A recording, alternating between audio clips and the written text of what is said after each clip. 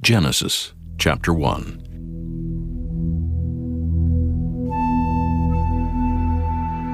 In the beginning God created the heaven and the earth was without form and void, and darkness was upon the face of the deep. And the Spirit of God moved upon the face of the waters. And God said, "Let there be light." And there was light. And God saw the light that it was good. And God divided the light from the darkness. And God called the light day, and the darkness he called night. And the evening and the morning were the first day.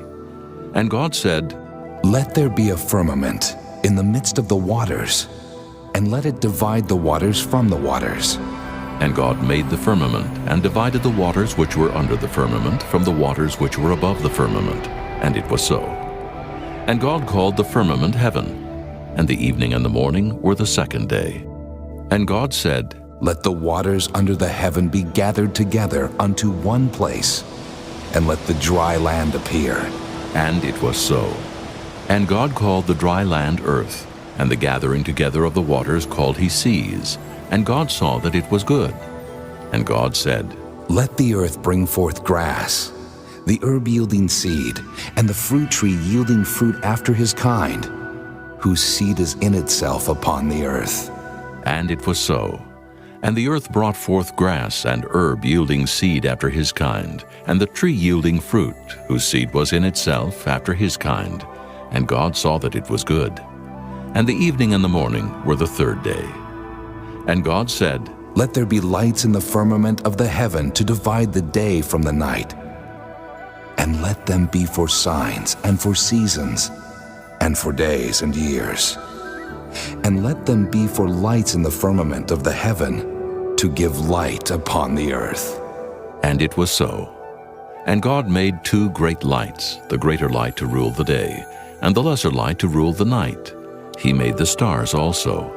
And God set them in the firmament of the heaven to give light upon the earth, and to rule over the day and over the night, and to divide the light from the darkness. And God saw that it was good. And the evening and the morning were the fourth day.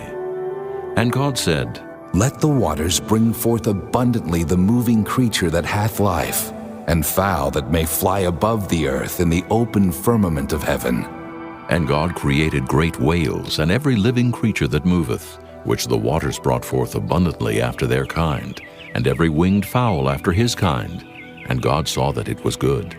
And God blessed them, saying, "Be fruitful and multiply, and fill the waters in the seas, and let fowl multiply in the earth." And the evening and the morning were the fifth day.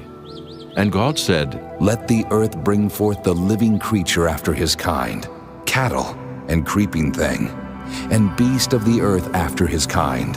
And it was so. And God made the beast of the earth after his kind, and cattle after their kind, and everything that creepeth upon the earth after his kind. And God saw that it was good. And God said, "Let us make man in our image, after our likeness, and let them have dominion over the fish of the sea, and over the fowl of the air, and over the cattle, and over all the earth, and over every creeping thing that creepeth upon the earth." So God created man in his own image. In the image of God created he him, male and female created he them. And God blessed them. And God said unto them, "Be fruitful and multiply, and replenish the earth and subdue it, and have dominion over the fish of the sea, and over the fowl of the air, and over every living thing that moveth upon the earth." And God said, "Behold, I have given you every herb-bearing seed, which is upon the face of all the earth, and every tree, in the which is the fruit of a tree yielding seed. To you it shall be for meat, and to every beast of the earth, and to every fowl of the air, and to everything that creepeth upon the earth, wherein there is life. I have given every green herb for meat." And it was so. And God saw everything that he had made, and behold, it was very good. And the evening and the morning were the sixth day. Chapter 2. Thus the heavens and the earth were finished, and all the host of them. And on the seventh day God ended his work which he had made, and he rested on the seventh day from all his work which he had made. And God blessed the seventh day, and sanctified it, because that in it he had rested from all his work which God created and made. These are the generations of the heavens and of the earth when they were created, in the day that the Lord God made the earth and the heavens, and every plant of the field before it was in the earth, and every herb of the field before it grew. For the Lord God had not caused it to rain upon the earth, and there was not a man to till the ground. But there went up a mist from the earth, and watered the whole face of the ground. And the Lord God formed man of the dust of the ground, and breathed into his nostrils the breath of life, and man became a living soul. And the Lord God planted a garden eastward in Eden, and there he put the man whom he had formed. And out of the ground made the Lord God to grow every tree that is pleasant to the sight, and good for food, the tree of life also in the midst of the garden, and the tree of knowledge of good and evil. And a river went out of Eden to water the garden, and from thence it was parted, and became into 4 heads. The name of the first is Pison, that is it which compasseth the whole land of Havilah, where there is gold, and the gold of that land is good. There is Delim, and the onyx stone. And the name of the second river is Gihon. The same is it that compasseth the whole land of Ethiopia. And the name of the third river is Hiddekel, that is it which goeth toward the east of Assyria. And the fourth river is Euphrates. And the Lord God took the man, and put him into the garden of Eden to dress it and to keep it. And the Lord God commanded the man, saying, Of every tree of the garden thou mayest freely eat, but of the tree of the knowledge of good and evil thou shalt not eat of it. For in the day that thou eatest thereof, thou shalt surely die. And the Lord God said, It is not good that the man should be alone. I will make him an helpmeet for him. And out of the ground the Lord God formed every beast of the field, and every fowl of the air, and brought them unto Adam to see what he would call them. And whatsoever Adam called every living creature, that was the name thereof. And Adam gave names to all cattle, and to the fowl of the air, and to every beast of the field. But for Adam there was not found an helpmate for him. And the Lord God caused a deep sleep to fall upon Adam, and he slept. And he took one of his ribs, and closed up the flesh instead thereof. And the rib which the Lord God had taken from man made he a woman, and brought her unto the man. And Adam said, This is now bone of my bones, and flesh of my flesh. She shall be called woman, because she was taken out of man. Therefore shall a man leave his father and his mother, and shall cleave unto his wife, and they shall be one flesh. And they were both naked, the man and his wife, and were not ashamed. Chapter 3. Now the serpent was more subtle than any beast of the field which the Lord God had made. And he said unto the woman, Yea, hath God said, Ye shall not eat of every tree of the garden? And the woman said unto the serpent, We may eat of the fruit of the trees of the garden, but of the fruit of the tree which is in the midst of the garden, God hath said, Ye shall not eat of it, neither shall ye touch it, lest ye die. And the serpent said unto the woman, Ye shall not surely die. For God doth know that in the day ye eat thereof, then your eyes shall be opened, and ye shall be as gods, knowing good and evil.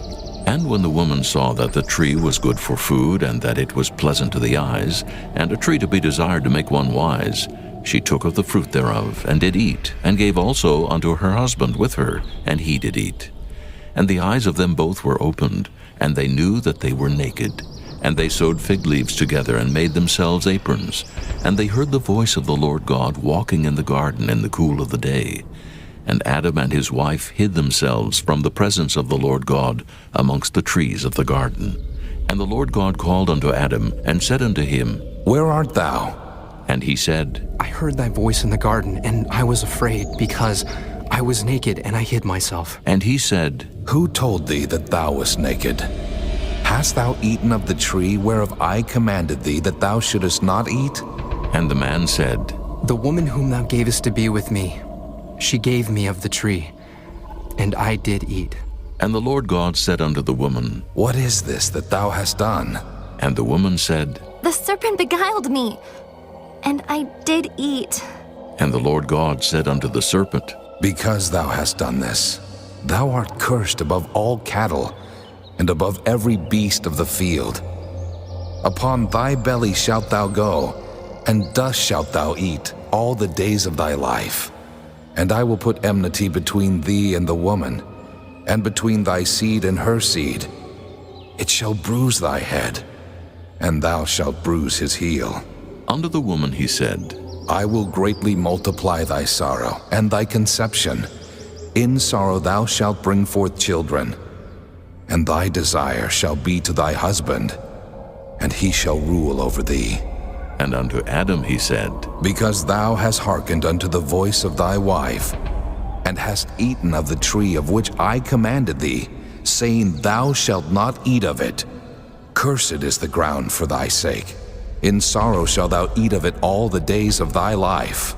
Thorns also and thistles shall it bring forth to thee, and thou shalt eat the herb of the field. In the sweat of thy face shalt thou eat bread, till thou return unto the ground. For out of it wast thou taken, for dust thou art, and unto dust shalt thou return. And Adam called his wife's name Eve, because she was the mother of all living. Unto Adam also and to his wife did the Lord God make coats of skins, and clothe them. And the Lord God said, Behold, the man is become as one of us, to know good and evil. And now, lest he put forth his hand, and take also of the tree of life, and eat, and live forever. Therefore the Lord God sent him forth from the Garden of Eden to till the ground from whence he was taken. So he drove out the man, and he placed at the east of the Garden of Eden cherubims and a flaming sword which turned every way to keep the way of the tree of life. Chapter 4. And Adam knew Eve his wife, and she conceived and bare Cain, and said, I have gotten a man from the Lord. And she again bare his brother Abel. And Abel was a keeper of sheep, but Cain was a tiller of the ground. And in process of time it came to pass that Cain brought of the fruit of the ground an offering unto the Lord. And Abel he also brought of the firstlings of his flock, and of the fat thereof. And the Lord had respect unto Abel and to his offering, but unto Cain and to his offering he had not respect. And Cain was very wroth, and his countenance fell. And the Lord said unto Cain, Why art thou wroth, and why is thy countenance fallen? If thou doest well, shalt thou not be accepted? And if thou doest not well, sin lieth at the door. And unto thee shall be his desire, and thou shalt rule over him. And Cain talked with Abel his brother. And it came to pass when they were in the field that Cain rose up against Abel his brother, and slew him. And the Lord said unto Cain, Where is Abel thy brother? And he said, I know not. Am I my brother's keeper? And he said, What hast thou done? The voice of thy brother's blood crieth unto me from the ground. And now art thou cursed from the earth, which hath opened her mouth to receive thy brother's blood from thy hand. When thou tillest the ground, it shall not henceforth yield unto thee her strength. A fugitive and a vagabond shalt thou be in the earth. And Cain said unto the Lord, My punishment is greater than I can bear. Behold, thou hast driven me out this day from the face of the earth, and from thy face shall I be hid. And I shall be a fugitive and a vagabond in the earth. And it shall come to pass that every one that findeth me shall slay me. And the Lord said unto him, Therefore, whosoever slayeth Cain, vengeance shall be taken on him sevenfold. And the Lord set a mark upon Cain, lest any finding him should kill him. And Cain went out from the presence of the Lord, and dwelt in the land of Nod, on the east of Eden. And Cain knew his wife, and she conceived and bare Enoch. And he builded a city, and called the name of the city after the name of his son Enoch. And unto Enoch was born Irad. And Irad begat Mehujael. And Mehujael begat Methusael. And Methusael begat Lamech. And Lamech took unto him 2 wives. The name of the one was Ada, and the name of the other was Zillah. And Ada bare Jabal. He was the father of such as dwell in tents, and of such as have cattle. And his brother's name was Jubal. He was the father of all such as handle the harp and organ. And Zillah she also bare Tubal-Cain, an instructor of every artificer in brass and iron. And the sister of Tubal-Cain was Naamah. And Lamech said unto his wives, Ada and Zillah, hear my voice, ye wives of Lamech. Hearken unto my speech. For I have slain a man to my wounding, and a young man to my hurt. If Cain shall be avenged sevenfold, truly Lamech 70 and sevenfold. And Adam knew his wife again, and she bare a son, and called his name Seth. For God Said she, hath appointed me another seed instead of Abel, whom Cain slew. and to Seth, to him also there was born a son, and he called his name Enos. Then began men to call upon the name of the Lord. Chapter 5. This is the book of the generations of Adam. In the day that God created man, in the likeness of God made he him. Male and female created he them, and blessed them, and called their name Adam in the day when they were created. And Adam lived 130 years, and begat a son in his own likeness after his image, and called his name Seth. And the days of Adam, after he had begotten Seth, were 800 years, and he begat sons and daughters. And all the days that Adam lived were 930 years, and he died. And Seth lived 105 years, and begat Enos. And Seth lived after he begat Enos 807 years, and begat sons and daughters. And all the days of Seth were 912 years, and he died. And Enos lived 90 years, and begat Canaan. And Enos lived after he begat Canaan 815 years, and begat sons and daughters.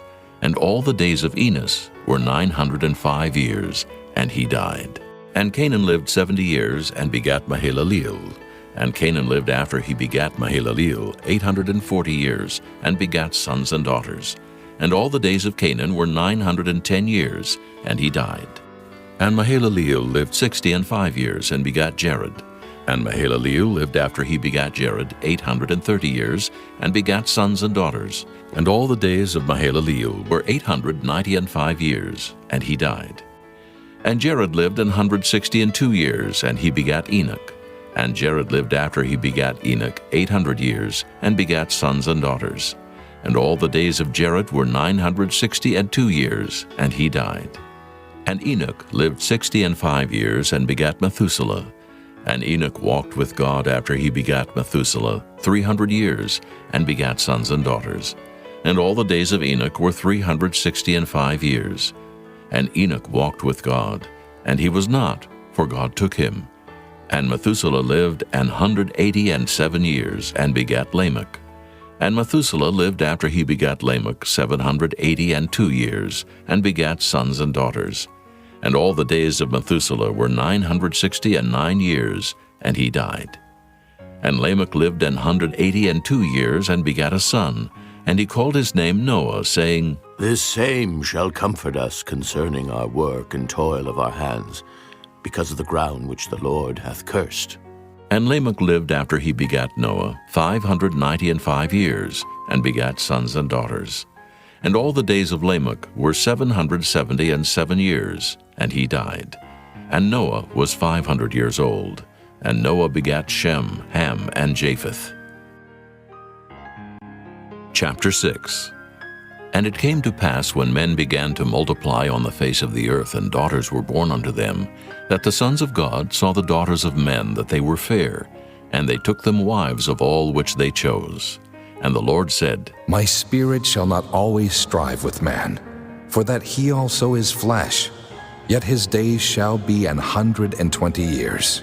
There were giants in the earth in those days, and also after that, when the sons of God came in unto the daughters of men, and they bare children to them, the same became mighty men, which were of old, men of renown. And God saw that the wickedness of man was great in the earth, and that every imagination of the thoughts of his heart was only evil continually. And it repented the Lord that he had made man on the earth, and it grieved him at his heart.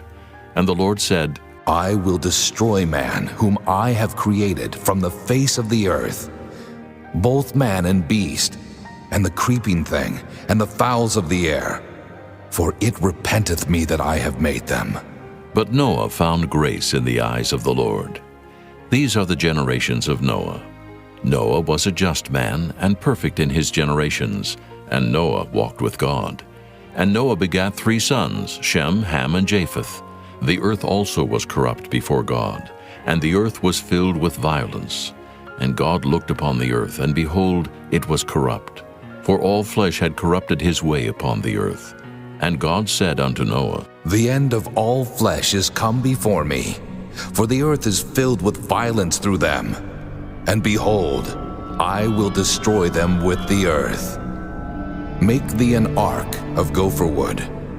Room shalt thou make in the ark, and shalt pitch it within and without with pitch. And this is the fashion which thou shalt make it of. The length of the ark shall be 300 cubits, the breadth of it 50 cubits, and the height of it 30 cubits. A window shalt thou make to the ark, and in a cubit shalt thou finish it above. And the door of the ark shalt thou set in the side thereof. With lower, second, and third stories shalt thou make it. And behold, I, even I, do bring a flood of waters upon the earth, to destroy all flesh, wherein is the breath of life from under heaven, and everything that is in the earth shall die. But with thee will I establish my covenant, and thou shalt come into the ark, thou and thy sons, and thy wife, and thy sons' wives with thee. And of every living thing of all flesh, 2 of every sort shalt thou bring into the ark, to keep them alive with thee. They shall be male and female. Of fowls after their kind, and of cattle after their kind, of every creeping thing of the earth after his kind, 2 of every sort shall come unto thee, to keep them alive.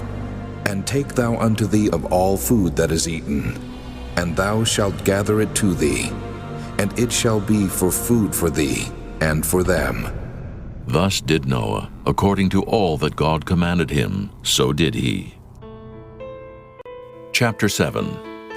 And the Lord said unto Noah, Come thou, and all thy house into the ark, for thee have I seen righteous before me in this generation.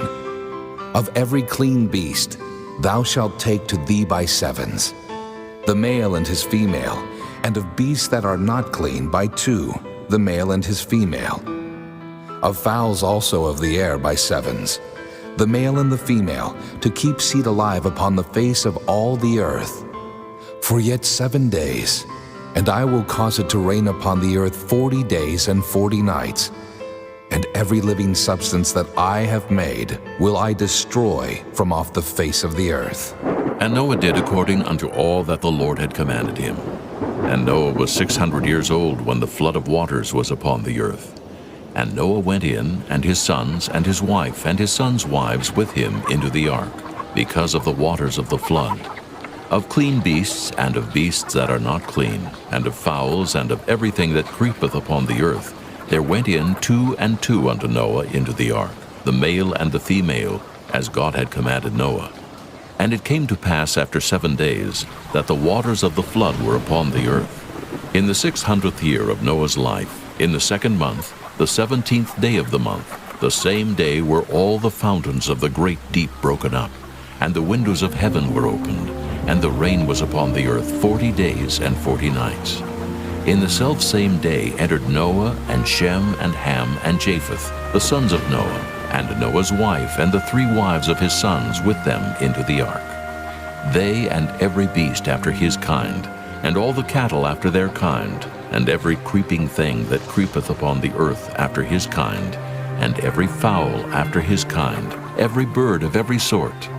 And they went in unto Noah into the ark, 2 and 2 of all flesh, wherein is the breath of life. And they that went in male and female of all flesh, as God had commanded him. And the Lord shut him in. And the flood was 40 days upon the earth, and the waters increased, and bare up the ark, and it was lift up above the earth. And the waters prevailed, and were increased greatly upon the earth. And the ark went upon the face of the waters. And the waters prevailed exceedingly upon the earth, and all the high hills that were under the whole heaven were covered.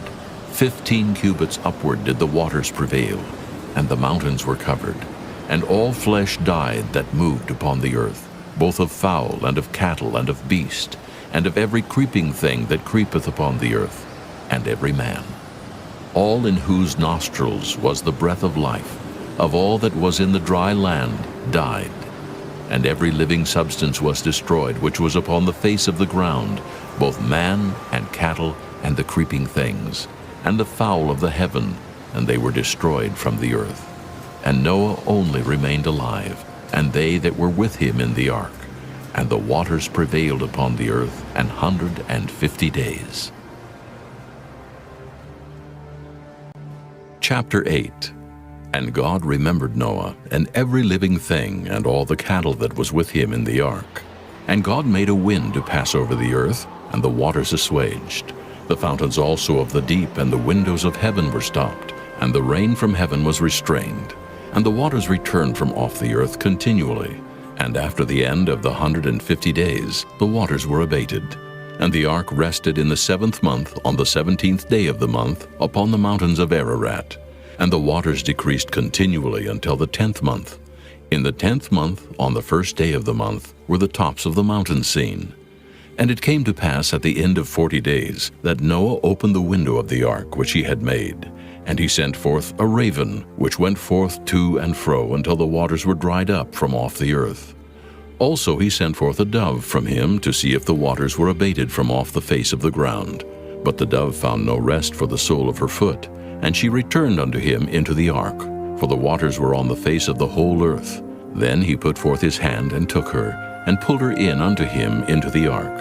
And he stayed yet other 7 days, and again he sent forth the dove out of the ark. And the dove came into him in the evening, and lo, in her mouth was an olive leaf, plucked off. So Noah knew that the waters were abated from off the earth. And he stayed yet other 7 days, and sent forth the dove, which returned not again unto him any more.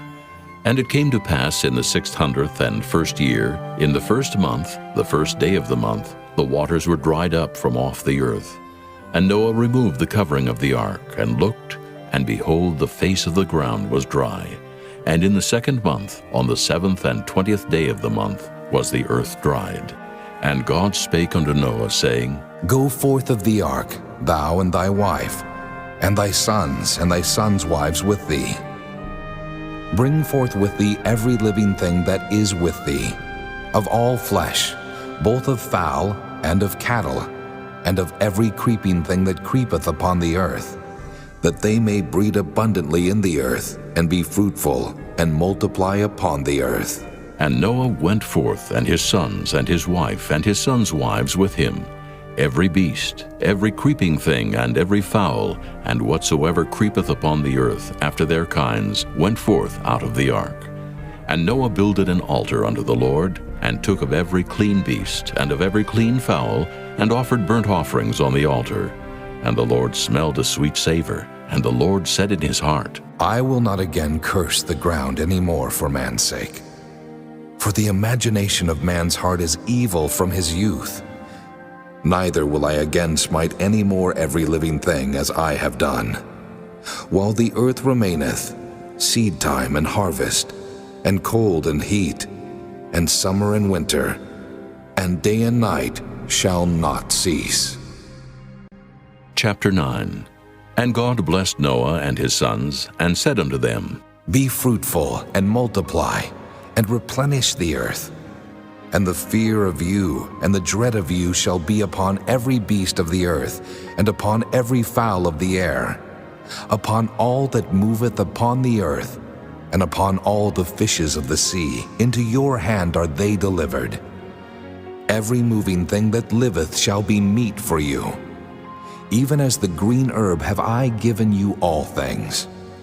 But flesh, with the life thereof, which is the blood thereof, shall ye not eat. And surely your blood of your lives will I require. At the hand of every beast will I require it, and at the hand of man, at the hand of every man's brother will I require the life of man. Whoso sheddeth man's blood, by man shall his blood be shed. For in the image of God made he man. And you, be ye fruitful and multiply. Bring forth abundantly in the earth, and multiply therein. And God spake unto Noah and to his sons with him, saying, And I, Behold, I establish my covenant with you, and with your seed after you, and with every living creature that is with you, of the fowl, of the cattle, and of every beast of the earth with you. From all that go out of the ark, to every beast of the earth. And I will establish my covenant with you. Neither shall all flesh be cut off any more by the waters of a flood. Neither shall there any more be a flood to destroy the earth. And God said, This is the token of the covenant which I make between me and you, and every living creature that is with you for perpetual generations. I do set my bow in the cloud, and it shall be for a token of a covenant between me and the earth. And it shall come to pass, when I bring a cloud over the earth, that the bow shall be seen in the cloud. And I will remember my covenant, which is between me and you and every living creature of all flesh. And the waters shall no more become a flood to destroy all flesh. And the bow shall be in the cloud, and I will look upon it, that I may remember the everlasting covenant between God and every living creature of all flesh that is upon the earth. And God said unto Noah, This is the token of the covenant, which I have established between me and all flesh that is upon the earth. And the sons of Noah that went forth of the ark were Shem, and Ham, and Japheth. And Ham is the father of Canaan. These are the three sons of Noah, and of them was the whole earth overspread. And Noah began to be an husbandman, and he planted a vineyard. And he drank of the wine and was drunken, and he was uncovered within his tent. And Ham, the father of Canaan, saw the nakedness of his father, and told his two brethren without. And Shem and Japheth took a garment, and laid it upon both their shoulders, and went backward, and covered the nakedness of their father. And their faces were backward, and they saw not their father's nakedness. And Noah awoke from his wine, and knew what his younger son had done unto him. And he said, Cursed be Canaan, a servant of servants shall he be unto his brethren. And he said, Blessed be the Lord God of Shem, and Canaan shall be his servant. God shall enlarge Japheth, and he shall dwell in the tents of Shem, and Canaan shall be his servant. And Noah lived after the flood 350 years. And all the days of Noah were 950 years, and he died. Chapter 10. Now these are the generations of the sons of Noah, Shem, Ham, and Japheth. And unto them were sons born after the flood. The sons of Japheth, Gomer, and Magog, and Madai, and Javan, and Tubal, and Meshech, and Tyrus. And the sons of Gomer, Ashkenaz, and Riphath, and Togarmah. And the sons of Javan, Elisha, and Tarshish, Kittim, and Dodanim. By these were the isles of the Gentiles divided in their lands, every one after his tongue, after their families in their nations. And the sons of Ham, Cush, and Mizraim, and Phut, and Canaan. And the sons of Cush, Seba, and Havilah, and Sabta, and Reumah, and Sabteka. And the sons of Reumah, Sheba, and Dedan. And Cush begat Nimrod. He began to be a mighty one in the earth. He was a mighty hunter before the Lord. Wherefore it is said, even as Nimrod the mighty hunter before the Lord. And the beginning of his kingdom was Babel, and Erech, and Akkad, and Calneh in the land of Shinar. Out of that land went forth Ashur, and builded Nineveh, and the city Rehoboth, and Calah, and Resen between Nineveh and Calah. The same is a great city. And Mizraim begat Ludim, and Anamim, and Lehabim, and Naphtahim, and Pathrusim, and Cashlehim, out of whom came Philistim, and Caphtorim. And Canaan begat Sidon his firstborn, and Heth, and the Jebusite, and the Amorite, and the Girgasite, and the Hivite, and the Archite, and the Sinite, and the Arvadite, and the Zemarite, and the Hamathite. And afterward were the families of the Canaanites spread abroad. And the border of the Canaanites was from Sidon, as thou comest to Gerar unto Gaza, as thou goest unto Sodom, and Gomorrah, and Admah, and Zeboim, even unto Lasha. These are the sons of Ham after their families, after their tongues, in their countries, and in their nations. Unto Shem also, the father of all the children of Eber, the brother of Japheth the elder, even to him were children born. The children of Shem, Elam, and Asher, and Arphaxad, and Lud, and Aram. And the children of Aram, Uz, and Hul, and Gether, and Mash. And Arphaxad begat Salah, and Salah begat Eber. And unto Eber were born 2 sons. The name of one was Peleg, for in his days was the earth divided, and his brother's name was Joktan. And Joktan begat Almodad, and Sheleph, and Hazarmaveth, and Jerah, and Hadoram, and Uzal, and Diklah, and Obal, and Abimael, and Sheba, and Ophir, and Havilah, and Jobab. All these were the sons of Joktan, and their dwelling was from Mesha, as thou goest unto Sephir, a mount of the east. These are the sons of Shem, after their families, after their tongues, in their lands, after their nations. These are the families of the sons of Noah, after their generations, in their nations, and by these were the nations divided in the earth after the flood. Chapter 11. And the whole earth was of one language and of one speech. And it came to pass, as they journeyed from the east, that they found a plain in the land of Shinar, and they dwelt there.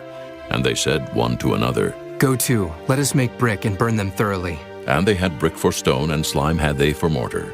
And they said, Go to, let us build a city and a tower whose top may reach unto heaven, and let us make us a name, lest we be scattered abroad upon the face of the whole earth. And the Lord came down to see the city and the tower which the children of men builded. And the Lord said, Behold, the people is one, and they have all one language. And this they begin to do, and now nothing will be restrained from them which they have imagined to do. Go to, let us go down and there confound their language, that they may not understand one another's speech. So the Lord scattered them abroad from thence upon the face of all the earth, and they left off to build the city. Therefore is the name of it called Babel, because the Lord did there confound the language of all the earth, and from thence did the Lord scatter them abroad upon the face of all the earth. These are the generations of Shem. Shem was 100 years old and begat Arphaxad 2 years after the flood. And Shem lived after he begat Arphaxad 500 years, and begat sons and daughters. And Arphaxad lived 35 years, and begat Salah. And Arphaxad lived after he begat Salah 403 years, and begat sons and daughters. And Salah lived 30 years, and begat Eber. And Salah lived after he begat Eber 403 years, and begat sons and daughters. And Eber lived 34 years, and begat Peleg. And Eber lived after he begat Peleg 430 years, and begat sons and daughters. And Peleg lived 30 years, and begat Reu. And Peleg lived after he begat Reu 209 years, and begat sons and daughters. And Reu lived 32 years, and begat Serug. And Reu lived after he begat Serug 207 years, and begat sons and daughters. And Serug lived 30 years, and begat Nahor. And Serug lived after he begat Nahor 200 years, and begat sons and daughters. And Nahor lived 29 years, and begat Terah. And Nahor lived after he begat Terah 119 years, and begat sons and daughters. And Terah lived 70 years, and begat Abram, Nahor, and Haran. Now these are the generations of Terah. Terah begat Abram, Nahor, and Haran. And Haran begat Lot. And Haran died before his father Terah in the land of his nativity, in Ur of the Chaldees. And Abram and Nahor took them wives. The name of Abram's wife was Sarai, and the name of Nahor's wife, Milcah, the daughter of Haran, the father of Milcah, and the father of Iscah. But Sarai was barren, she had no child. And Terah took Abram his son, and Lot the son of Haran his son's son, and Sarai his daughter-in-law, his son Abram's wife. And they went forth with them from Ur of the Chaldees to go into the land of Canaan. And they came unto Haran, and dwelt there. And the days of Terah were 205 years, and Terah died in Haran. Chapter 12. Now the Lord had said unto Abram, Get thee out of thy country, and from thy kindred, and from thy father's house, unto a land that I will show thee. And I will make of thee a great nation, and I will bless thee, and make thy name great, and thou shalt be a blessing. And I will bless them that bless thee, and curse him that curseth thee. And in thee shall all families of the earth be blessed. So Abram departed as the Lord had spoken unto him, and Lot went with him. And Abram was 75 years old when he departed out of Haran. And Abram took Sarai his wife, and Lot his brother's son, and all their substance that they had gathered, and the souls that they had gotten in Haran. And they went forth to go into the land of Canaan. And into the land of Canaan they came. And Abram passed through the land unto the place of Sichem, unto the plain of Moreh, and the Canaanite was then in the land. And the Lord appeared unto Abram and said, Unto thy seed will I give this land. And there builded he an altar unto the Lord, who appeared unto him.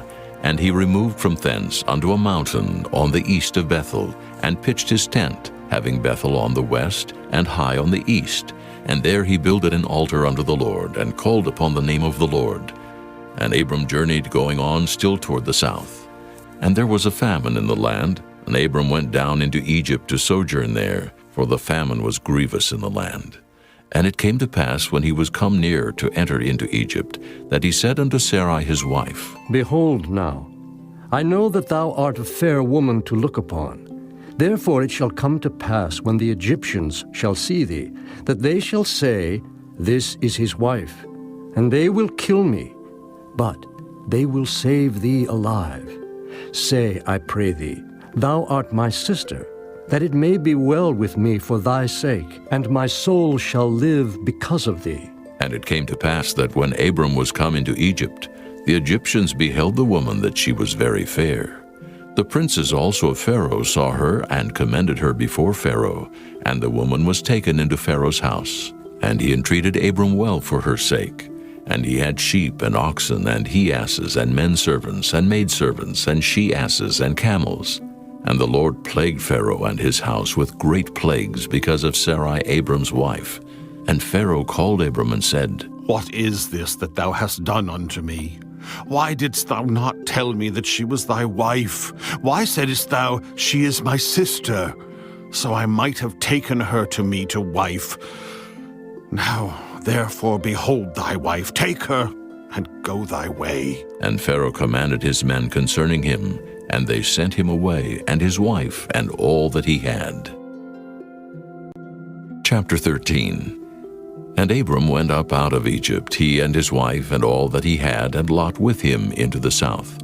And Abram was very rich in cattle, in silver, and in gold.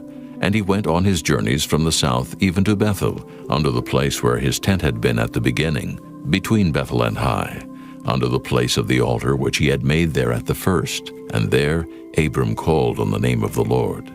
And Lot also, which went with Abram, had flocks and herds and tents. And the land was not able to bear them, that they might dwell together, for their substance was great, so that they could not dwell together. And there was a strife between the herdmen of Abram's cattle and the herdmen of Lot's cattle. And the Canaanite and the Perizzite dwelled then in the land. And Abram said unto Lot, Let there be no strife, I pray thee, between me and thee, and between my herdmen and thy herdmen, for we be brethren. Is not the whole land before thee? Separate thyself, I pray thee, from me. If thou wilt take the left hand, then I will go to the right. Or if thou depart to the right hand, then I will go to the left. And Lot lifted up his eyes, and beheld all the plain of Jordan, that it was well watered everywhere, before the Lord destroyed Sodom and Gomorrah, even as the garden of the Lord, like the land of Egypt, as thou comest unto Zoar. Then Lot chose him all the plain of Jordan, and Lot journeyed east, and they separated themselves the one from the other. Abram dwelled in the land of Canaan, and Lot dwelled in the cities of the plain, and pitched his tent toward Sodom. But the men of Sodom were wicked and sinners before the Lord exceedingly. And the Lord said unto Abram, after that Lot was separated from him, Lift up now thine eyes, and look from the place where thou art, northward, and southward, and eastward, and westward. For all the land which thou seest, to thee will I give it, and to thy seed forever. And I will make thy seed as the dust of the earth, so that if a man can number the dust of the earth, then shall thy seed also be numbered. Arise, walk through the land in the length of it, and in the breadth of it, for I will give it unto thee. Then Abram removed his tent, and came and dwelt in the plain of Mamre, which is in Hebron, and built there an altar unto the Lord. Chapter 14. And it came to pass in the days of Amraphel, king of Shinar, Arioch, king of Elasar, Chedorlaomer, king of Elam, and Tidal, king of nations, that these made war with Bera, king of Sodom, and with Birsha, king of Gomorrah, Shinab, king of Admah, and Shemeber, king of Zeboim, and the king of Bela, which is Zoar. All these were joined together in the vale of Siddim, which is the Salt Sea. 12 years they served Chedorlaomer, and in the 13th year they rebelled. And in the 14th year came Chedorlaomer and the kings that were with him, and smote the Rephaims in Ashtaroth Karnaim, and the Zuzims in Ham, and the Emims in Shebekiriathaim, and the Horites in their Mount Seir, unto El Paran, which is by the wilderness. And they returned and came to En-Mishpat, which is Kadesh, and smote all the country of the Amalekites, and also the Amorites that dwell in Hazazon-Tamar. And there went out the king of Sodom, and the king of Gomorrah, and the king of Admah, and the king of Zeboim, and the king of Bela, the same is Zoar. And they joined battle with them in the vale of Siddim, with Chedorlaomer the king of Elam, and with Tidal king of nations, and Amraphel king of Shinar, and Arioch king of Elasar, 4 kings with 5. And the vale of Siddim was full of slime pits, and the kings of Sodom and Gomorrah fled and fell there, and they that remained fled to the mountain. And they took all the goods of Sodom and Gomorrah, and all their victuals, and went their way.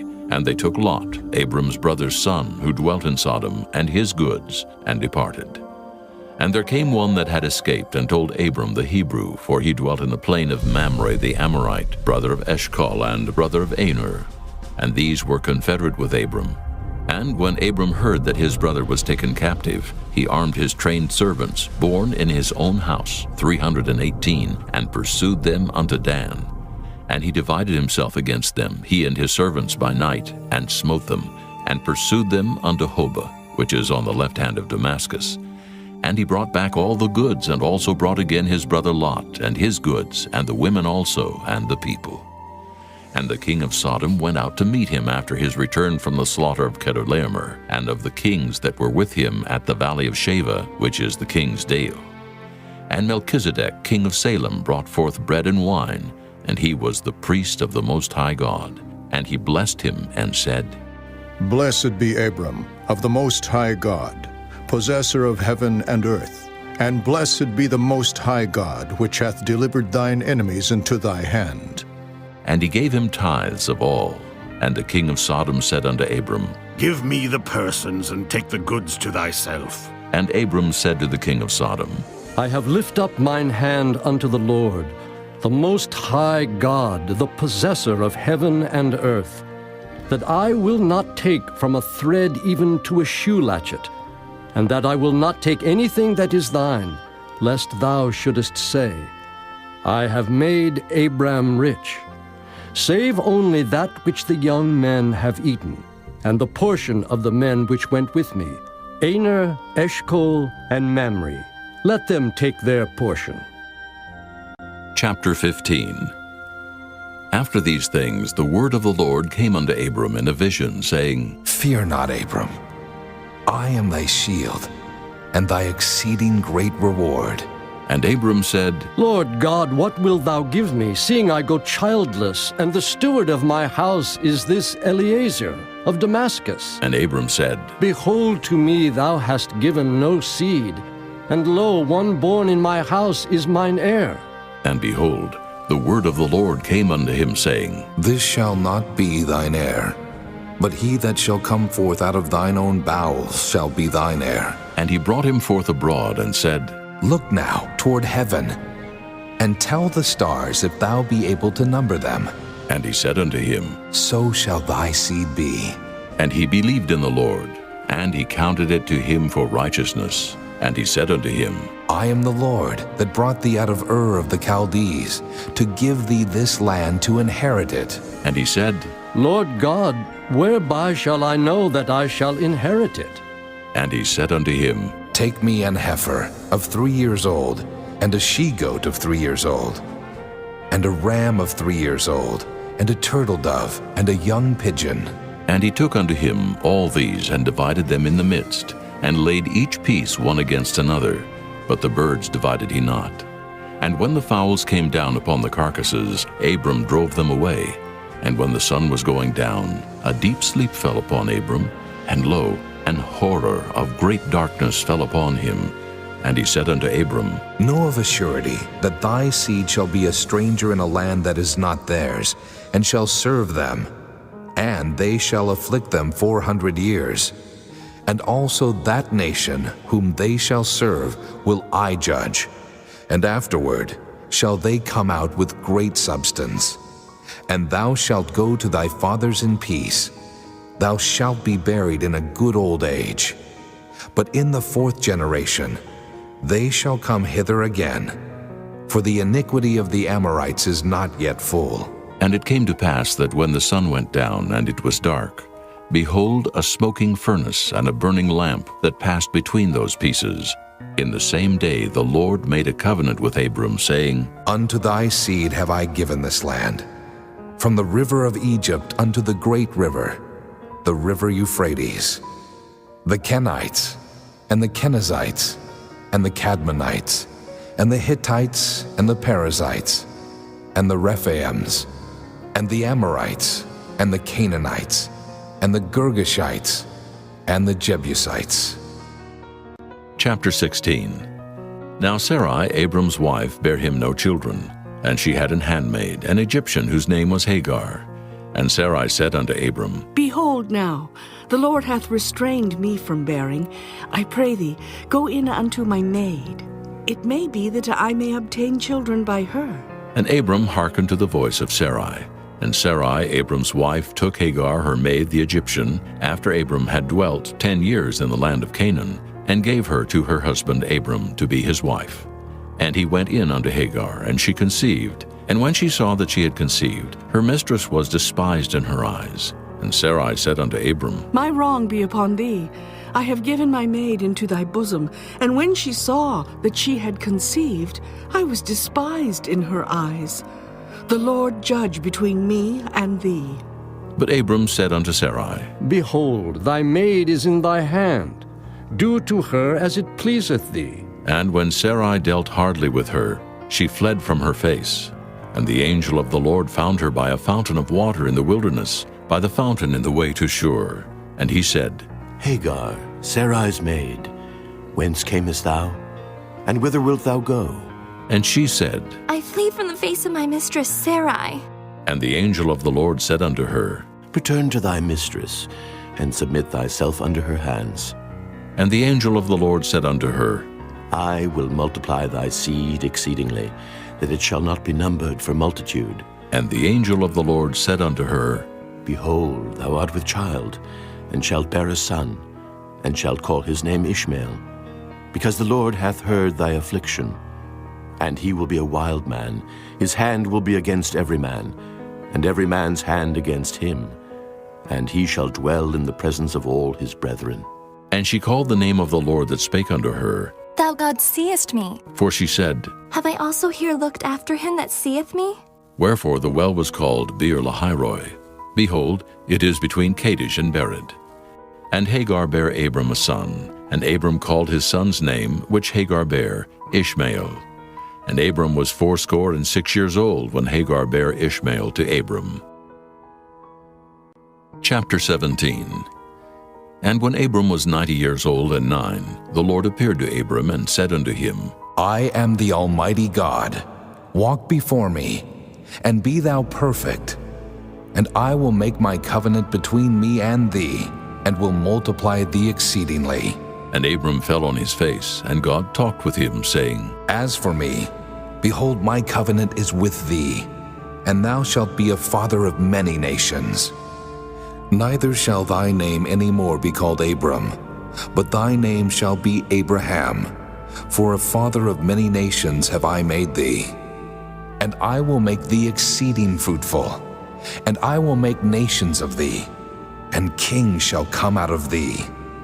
And I will establish my covenant between me and thee, and thy seed after thee and their generations, for an everlasting covenant, to be a God unto thee, and to thy seed after thee. And I will give unto thee, and to thy seed after thee, the land wherein thou art a stranger, all the land of Canaan, for an everlasting possession, and I will be their God. And God said unto Abraham, Thou shalt keep my covenant therefore, thou and thy seed after thee in their generations. This is my covenant which ye shall keep between me and you and thy seed after thee. Every man-child among you shall be circumcised, and ye shall circumcise the flesh of your foreskin, and it shall be a token of the covenant betwixt me and you. And he that is 8 days old shall be circumcised among you, every man-child in your generations. He that is born in the house, or bought with money of any stranger, which is not of thy seed. He that is born in thy house, and he that is bought with thy money, must needs be circumcised. And my covenant shall be in your flesh for an everlasting covenant. And the uncircumcised man-child, whose flesh of his foreskin is not circumcised, that soul shall be cut off from his people. He hath broken my covenant.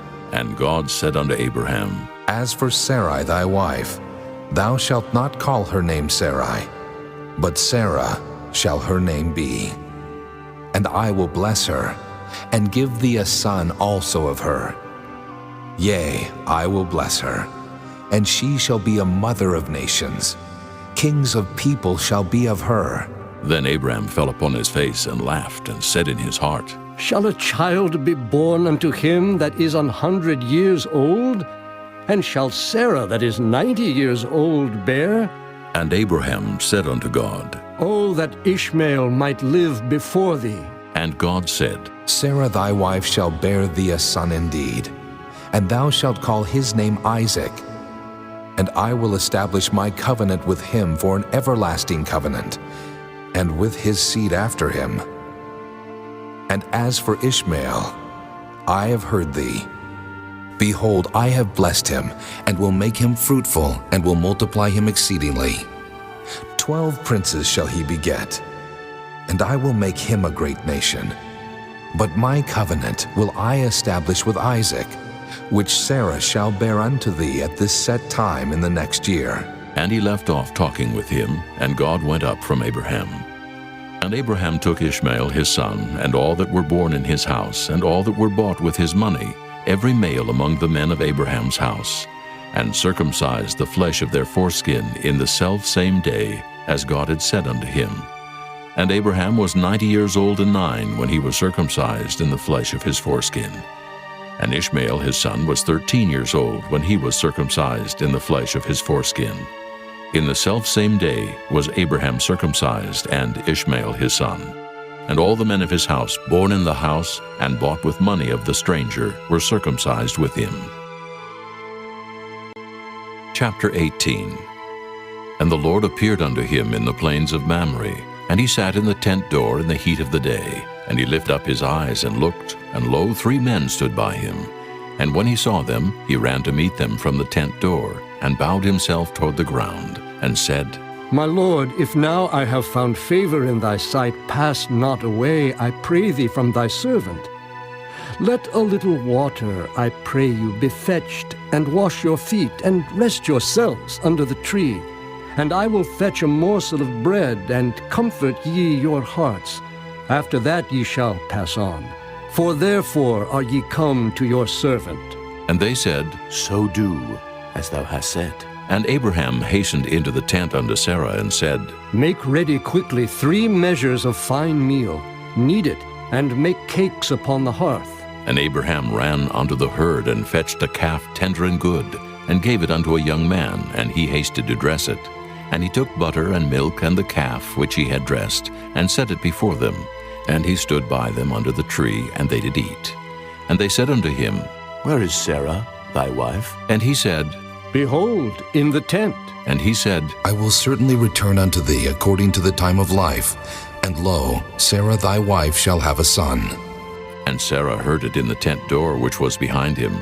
Now Abraham and Sarah were old and well stricken in age, and it ceased to be with Sarah after the manner of women. Therefore Sarah laughed within herself, saying, After I am waxed old, shall I have pleasure, my Lord, being old also? And the Lord said unto Abraham, Wherefore did Sarah laugh? saying, Shall I of a surety bear a child which am old? Is anything too hard for the Lord?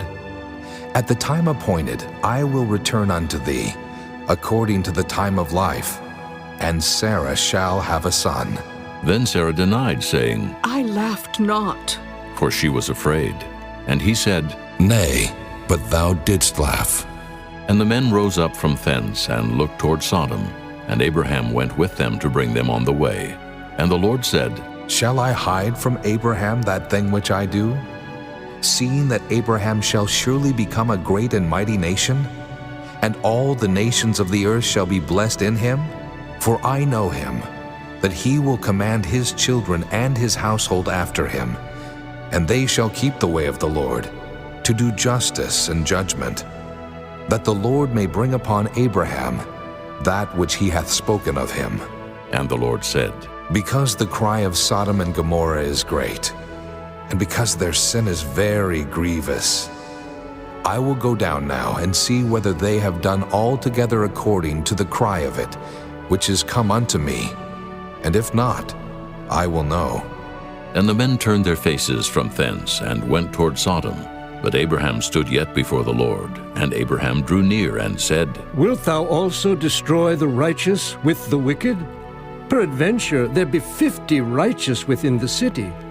Wilt thou also destroy and not spare the place for the 50 righteous that are therein? That be far from thee to do after this manner, to slay the righteous with the wicked, and that the righteous should be as the wicked that be far from thee. Shall not the judge of all the earth do right? And the Lord said, If I find in Sodom 50 righteous within the city, then I will spare all the place for their sakes. And Abraham answered and said, Behold now, I have taken upon me to speak unto the Lord, which am but dust and ashes. Peradventure there shall lack 5 of the 50 righteous. Wilt thou destroy all the city for lack of 5? And he said, If I find there 45, I will not destroy it. And he spake unto him yet again, and said, Peradventure there shall be 40 found there. And he said, I will not do it for 40's sake. And he said unto him, O let not the Lord be angry, and I will speak. Peradventure there shall 30 be found there. And he said, I will not do it if I find 30 there. And he said, Behold now, I have taken upon me to speak unto the Lord. Peradventure there shall be 20 found there. And he said, I will not destroy it for 20's sake. And he said, O let not the Lord be angry, and I will speak yet but this once.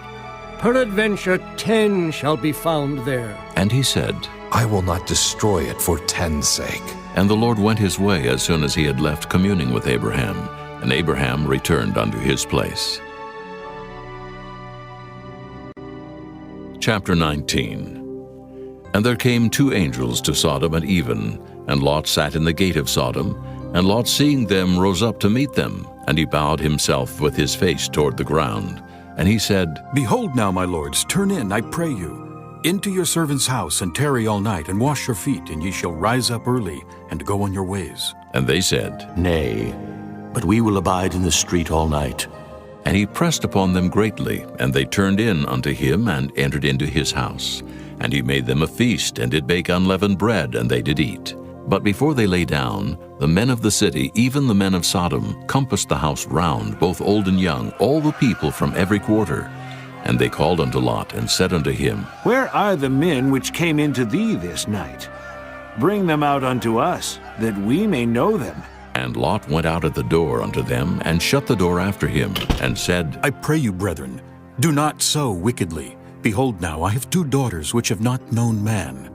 Let me, I pray you, bring them out unto you, and do ye to them as is good in your eyes. Only unto these men do nothing, for therefore came they under the shadow of my roof. And they said, Stand back. And they said again, This one fellow came in to sojourn, and he will needs be a judge. Now will we deal worse with thee than with them. And they pressed sore upon the man, even Lot, and came near to break the door. But the men put forth their hand, and pulled Lot into the house to them, and shut to the door. And they smote the men that were at the door of the house with blindness, both small and great, so that they weary themselves to find the door. And the men said unto Lot, Hast thou here any besides, son-in-law, and thy sons and thy daughters, and whatsoever thou hast in the city, bring them out of this place, for we will destroy this place, because the cry of them is waxen great before the face of the Lord, and the Lord hath sent us to destroy it. And Lot went out and spake unto his sons-in-law, which married his daughters, and said, Up, get you out of this place, for the Lord will destroy this city. But he seemed as one that mocked unto his sons-in-law. And when the morning arose, then the angels hastened Lot, saying, Arise, take thy wife and thy 2 daughters which are here, lest thou be consumed in the iniquity of the city. And while he lingered, the men laid hold upon his hand, and upon the hand of his wife, and upon the hand of his 2 daughters, the Lord being merciful unto him. And they brought him forth, and set him without the city. And it came to pass, when they had brought them forth abroad, that he said, Escape for thy life. Look not behind thee, neither stay thou in all the plain. Escape to the mountain, lest thou be consumed. And Lot said unto them, Oh, not so, my lord. Behold now, thy servant hath found grace in thy sight, and thou hast magnified thy mercy, which thou hast showed unto me in saving my life. And I cannot escape to the mountain, lest some evil take me and I die. Behold now, this city is near to flee unto, and it is a little one. Oh, let me escape thither. Is it not a little one? And my soul shall live. And he said unto him, See, I have accepted thee concerning this thing also, that I will not overthrow this city, for the which thou hast spoken. Haste thee, escape thither, for I cannot do anything till thou be come thither. Therefore the name of the city was called Zoar. The sun was risen upon the earth when Lot entered into Zoar. Then the Lord rained upon Sodom and upon Gomorrah brimstone and fire from the Lord out of heaven. And he overthrew those cities, and all the plain, and all the inhabitants of the cities, and that which grew upon the ground. But his wife looked back from behind him, and she became a pillar of salt. And Abraham gat up early in the morning to the place where he stood before the Lord.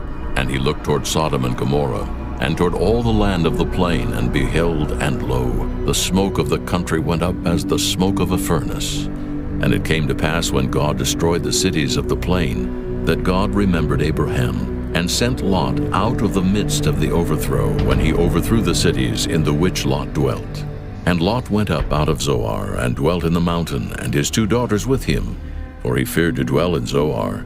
And he dwelt in a cave, he and his 2 daughters. And the firstborn said unto the younger, Our father is old, and there is not a man in the earth to come in unto us after the manner of all the earth. Come, let us make our father drink wine, and we will lie with him, that we may preserve seed of our father. And they made their father drink wine that night. And the firstborn went in and lay with her father, and he perceived not when she lay down, nor when she arose. And it came to pass on the morrow, that the firstborn said unto the younger, Behold, I lay yesternight with my father. Let us make him drink wine this night also. And go thou in, and lie with him, that we may preserve seed of our father. And they made their father drink wine that night also. And the younger arose and lay with him, and he perceived not when she lay down, nor when she arose. Thus were both the daughters of Lot with child by their father. And the firstborn bare a son, and called his name Moab. The same is the father of the Moabites unto this day. And the younger she also bare a son, and called his name Ben-Ammi. The same is the father of the children of Ammon unto this day. Chapter 20. And Abraham journeyed from thence toward the south country, and dwelled between Kadesh and Shur, and sojourned in Gerar. And Abraham said of Sarah his wife, She is my sister. And Abimelech king of Gerar sent and took Sarah. But God came to Abimelech in a dream by night, and said to him, Behold, thou art but a dead man, for the woman which thou hast taken, for she is a man's wife. But Abimelech had not come near her, and he said, Lord, wilt thou slay also a righteous nation? Said he not unto me, She is my sister? And even she herself said, He is my brother. In the integrity of my heart and innocency of my hands have I done this. And God said unto him in a dream, Yea, I know that thou didst this in the integrity of thy heart, for I also withheld thee from sinning against me. Therefore suffered I thee not to touch her.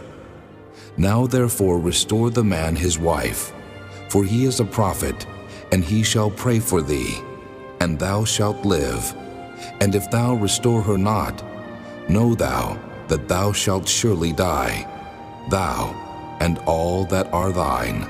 Therefore Abimelech rose early in the morning and called all his servants and told all these things in their ears, and the men were sore afraid. Then Abimelech called Abraham and said unto him, What hast thou done unto us? And what have I offended thee, that thou hast brought on me and on my kingdom a great sin? Thou hast done deeds unto me that ought not to be done. And Abimelech said unto Abraham, What sawest thou that thou hast done this thing?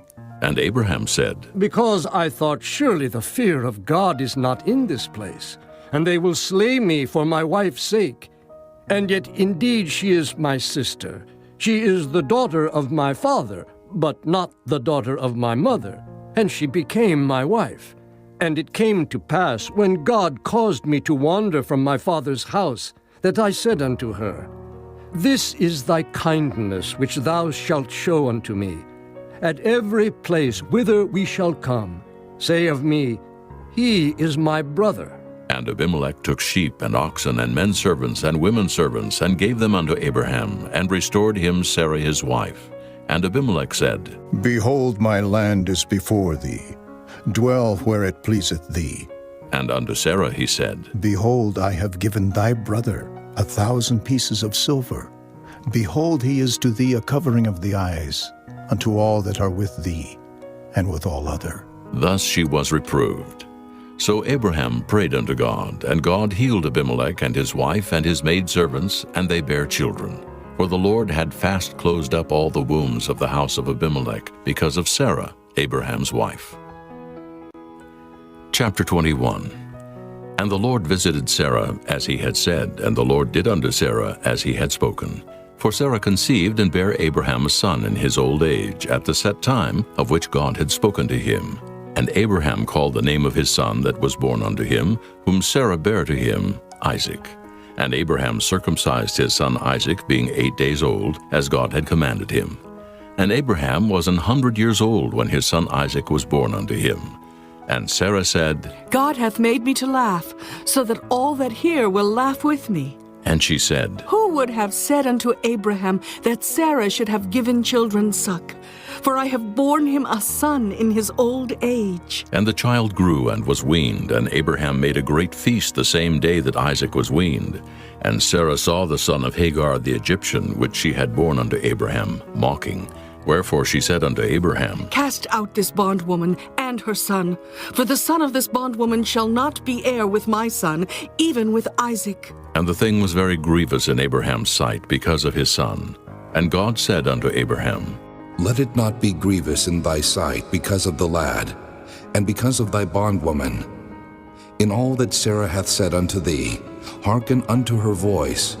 For in Isaac shall thy seed be called, and also of the son of the bondwoman will I make a nation, because he is thy seed.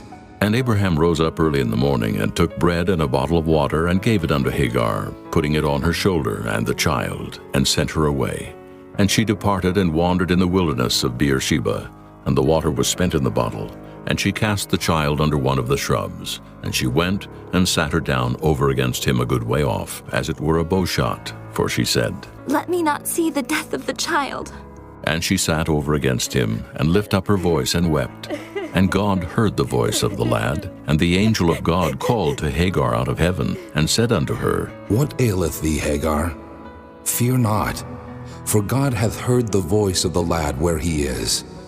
Arise, lift up the lad, and hold him in thine hand, for I will make him a great nation. And God opened her eyes, and she saw a well of water, and she went and filled the bottle with water, and gave the lad drink. And God was with the lad, and he grew and dwelt in the wilderness, and became an archer. And he dwelt in the wilderness of Paran, and his mother took him a wife out of the land of Egypt. And it came to pass at that time that Abimelech and Phicol, the chief captain of his host, spake unto Abraham, saying, God is with thee in all that thou doest. Now therefore swear unto me here by God that thou wilt not deal falsely with me, nor with my son, nor with my son's son, but according to the kindness that I have done unto thee, thou shalt do unto me, and to the land wherein thou hast sojourned. And Abraham said, I will swear. And Abraham reproved Abimelech because of a well of water which Abimelech's servants had violently taken away. And Abimelech said, I wot not who hath done this thing, neither didst thou tell me, neither yet heard I of it, but today. And Abraham took sheep and oxen and gave them unto Abimelech, and both of them made a covenant. And Abraham set 7 ewe lambs of the flock by themselves. And Abimelech said unto Abraham, What mean these 7 ewe lambs, which thou hast set by themselves? And he said, For these 7 ewe lambs shalt thou take of my hand, that they may be a witness unto me, that I have digged this well. Wherefore he called that place Beersheba, because there they sware both of them. Thus they made a covenant at Beersheba. Then Abimelech rose up, and Phicol the chief captain of his host, and they returned into the land of the Philistines. And Abraham planted a grove in Beersheba, and called thereon the name of the Lord, the everlasting God. And Abraham sojourned in the Philistines' land many days. Chapter 22. And it came to pass after these things that God did tempt Abraham, and said unto him, Abraham. And he said, Behold, here I am. And he said, Take now thy son, thine only son Isaac, whom thou lovest, and get thee into the land of Moriah, and offer him there for a burnt offering upon one of the mountains which I will tell thee of. And Abraham rose up early in the morning, and saddled his ass, and took 2 of his young men with him, and Isaac his son, and clave the wood for the burnt offering, and rose up, and went unto the place of which God had told him. Then on the 3rd day Abraham lifted up his eyes, and saw the place afar off. And Abraham said unto his young men, Abide ye here with the ass, and I and the lad will go yonder and worship, and come again to you. And Abraham took the wood of the burnt offering, and laid it upon Isaac his son. And he took the fire in his hand, and a knife, and they went both of them together. And Isaac spake unto Abraham his father, and said, My father. And he said, Here am I, my son. And he said, Behold the fire and the wood, but where is the lamb for a burnt offering? And Abraham said, My son, God will provide himself a lamb for a burnt offering. So they went, both of them together. And they came to the place which God had told him of. And Abraham built an altar there, and laid the wood in order, and bound Isaac his son, and laid him on the altar upon the wood. And Abraham stretched forth his hand, and took the knife to slay his son. And the angel of the Lord called unto him out of heaven, and said, Abraham, Abraham. And he said, Here am I. And he said, Lay not thine hand upon the lad, neither do thou anything unto him. For now I know that thou fearest God, seeing thou hast not withheld thy son, thine only son, from me. And Abraham lifted up his eyes, and looked, and behold behind him a ram caught in a thicket by his horns.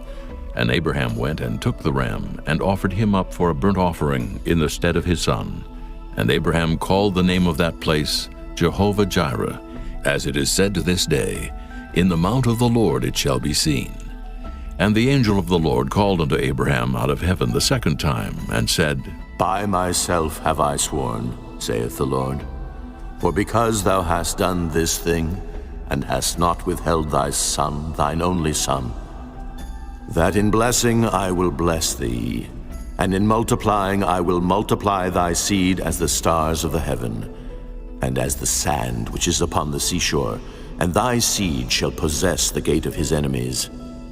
And in thy seed shall all the nations of the earth be blessed, because thou hast obeyed my voice.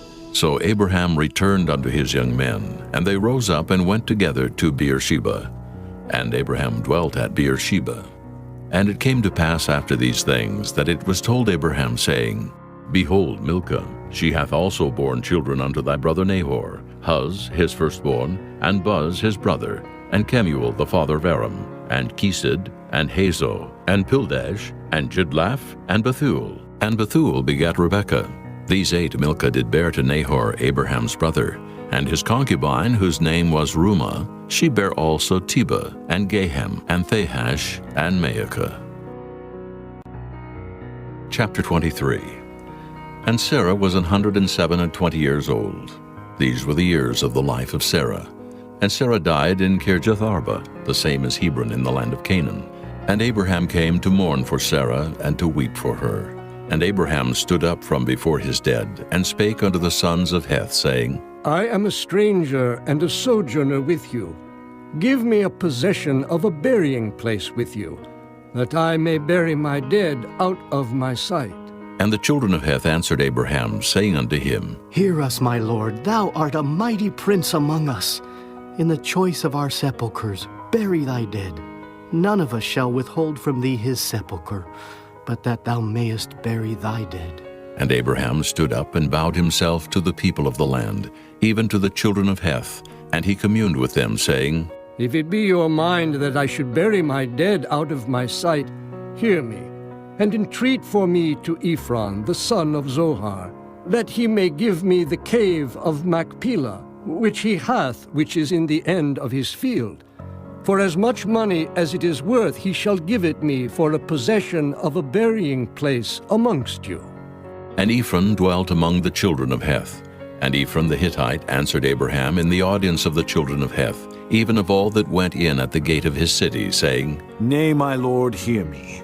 The field give I thee, and the cave that is therein I give it thee. In the presence of the sons of my people give I it thee. Bury thy dead. And Abraham bowed down himself before the people of the land.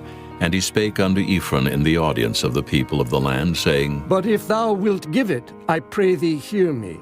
I will give thee money for the field. Take it of me, and I will bury my dead there. And Ephron answered Abraham, saying unto him, My lord, hearken unto me. The land is worth 400 shekels of silver. What is that betwixt me and thee? Bury therefore thy dead. And Abraham hearkened unto Ephron. And Abraham weighed to Ephron the silver which he had named in the audience of the sons of Heth, 400 shekels of silver, current money with the merchant. And the field of Ephron which was in Machpelah, which was before Mamre, the field and the cave which was therein, and all the trees that were in the field, that were in all the borders round about, were made sure unto Abraham for a possession in the presence of the children of Heth, before all that went in at the gate of his city. And after this Abraham buried Sarah his wife in the cave of the field of Machpelah before Mamre, the same as Hebron in the land of Canaan. And the field and the cave that is therein were made sure unto Abraham for a possession of a burying place by the sons of Heth. Chapter 24.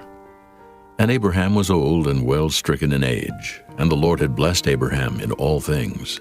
And Abraham said unto his eldest servant of his house, that ruled over all that he had, Put, I pray thee, thy hand under my thigh, and I will make thee swear by the Lord, the God of heaven and the God of the earth, that thou shalt not take a wife unto my son of the daughters of the Canaanites, among whom I dwell. But thou shalt go unto my country, and to my kindred, and take a wife unto my son Isaac. And the servant said unto him, Peradventure the woman will not be willing to follow me unto this land. Must I needs bring thy son again unto the land from whence thou camest? And Abraham said unto him, Beware thou that thou bring not my son thither again. The Lord God of heaven, which took me from my father's house, and from the land of my kindred, and which spake unto me, and that sware unto me, saying, Unto thy seed will I give this land. He shall send his angel before thee, and thou shalt take a wife unto my son from thence. And if the woman will not be willing to follow thee, then thou shalt be clear from this my oath. Only bring not my son thither again. And the servant put his hand under the thigh of Abraham his master, and sware to him concerning that matter. And the servant took 10 camels of the camels of his master, and departed. For all the goods of his master were in his hand. And he arose and went to Mesopotamia, unto the city of Nahor. And he made his camels to kneel down without the city by a well of water at the time of the evening, even the time that women go out to draw water. And he said, O Lord God of my master Abraham, I pray thee, send me good speed this day, and show kindness unto my master Abraham. Behold, I stand here by the well of water, and the daughters of the men of the city come out to draw water.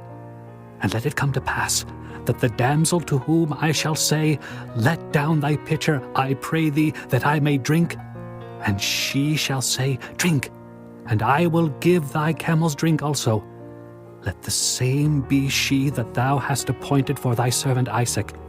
And thereby shall I know that thou hast showed kindness unto my master. And it came to pass, before he had done speaking, that, behold, Rebekah came out, who was born of Bethuel, son of Milcah, the wife of Nahor, Abraham's brother, with her pitcher upon her shoulder. And the damsel was very fair to look upon, a virgin, neither had any man known her. And she went down to the well, and filled her pitcher, and came up. And the servant ran to meet her, and said, Let me, I pray thee, drink a little water of thy pitcher. And she said, Drink, my lord. And she hasted and let down her pitcher upon her hand, and gave him drink. And when she had done giving him drink, she said, I will draw water for thy camels also, until they have done drinking. And she hasted and emptied her pitcher into the trough, and ran again unto the well to draw water, and drew for all his camels. And the man, wondering at her, held his peace, to wit whether the Lord had made his journey prosperous or not.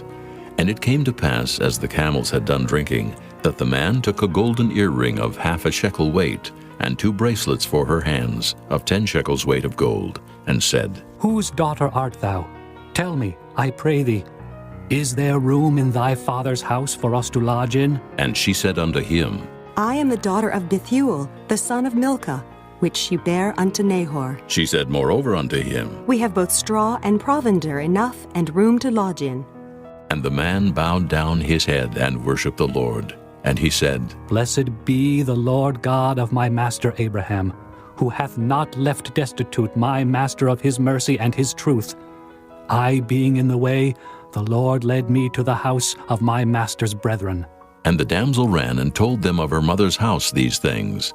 And Rebekah had a brother, and his name was Laban. And Laban ran out unto the man unto the well.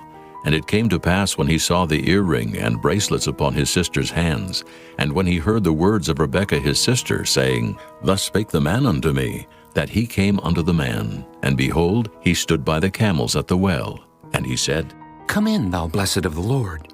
Wherefore standest thou without? For I have prepared the house and room for the camels. And the man came into the house, and he ungirded his camels, and gave straw and provender for the camels, and water to wash his feet, and the men's feet that were with him.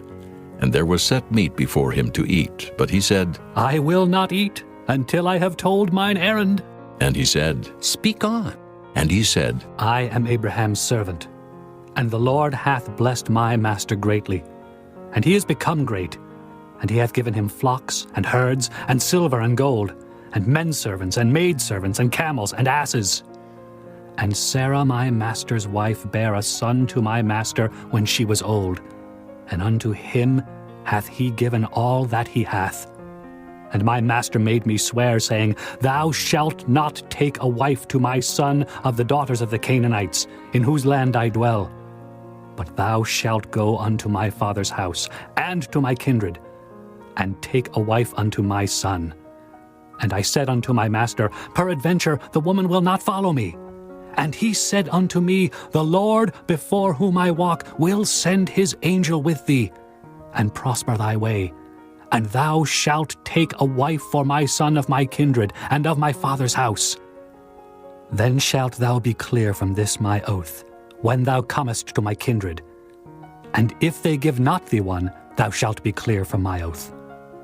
And I came this day unto the well, and said, O Lord God of my master Abraham, if now thou do prosper my way which I go, behold, I stand by the well of water, and it shall come to pass, that when the virgin cometh forth to draw water, and I say to her, Give me, I pray thee, a little water of thy pitcher to drink, and she say to me, Both drink thou, and I will also draw for thy camels.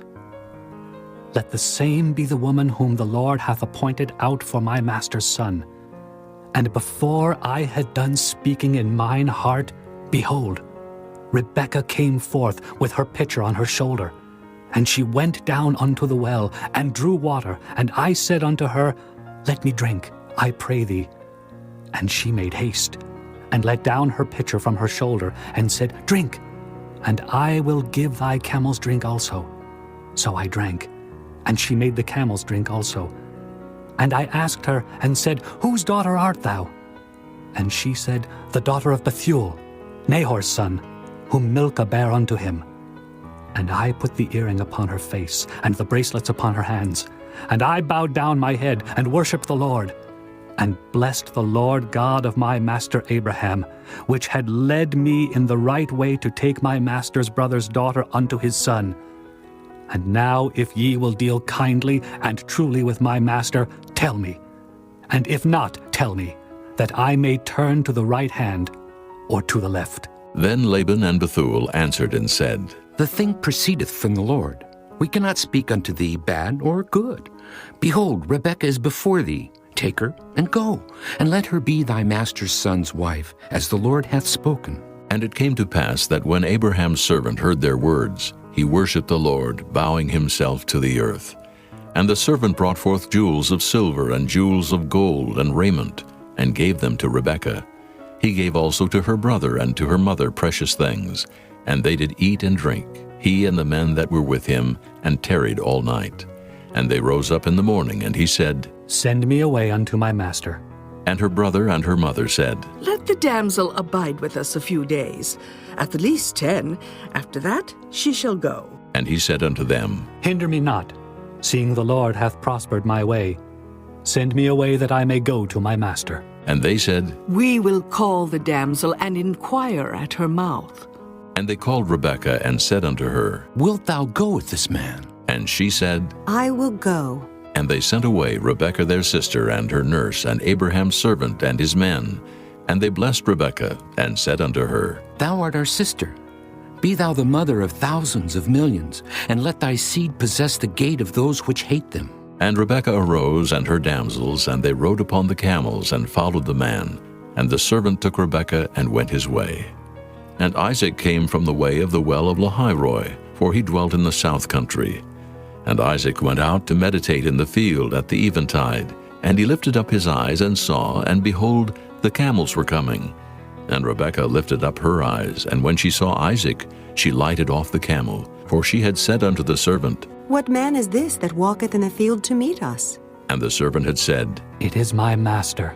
Therefore she took a veil and covered herself. And the servant told Isaac all things that he had done. And Isaac brought her into his mother Sarah's tent, and took Rebekah, and she became his wife. And he loved her, and Isaac was comforted after his mother's death. Chapter 25. Then again Abraham took a wife, and her name was Keturah. And she bare him Zimran, and Jokshan, and Medan, and Midian, and Ishbak, and Shua. And Jokshan begat Sheba, and Dedan. And the sons of Dedan were Asherim, and Letushim, and Leamim. And the sons of Midian, Ephah, and Epher, and Hanok, and Abida, and Eldaah.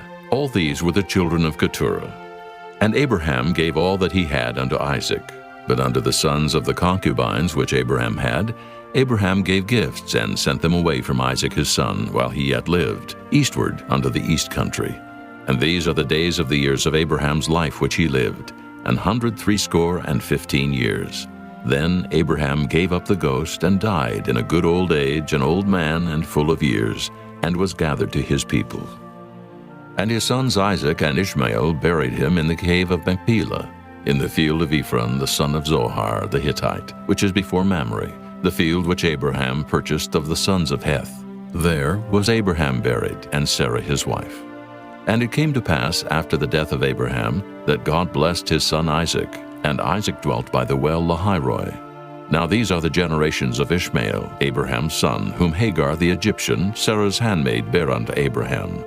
And these are the names of the sons of Ishmael by their names, according to their generations. The firstborn of Ishmael, Nebajoth, and Kedar, and Adbeel, and Mibsam, and Mishma, and Duma, and Massa, Hadar, and Tema, Jetur, Naphish, and Kedemah.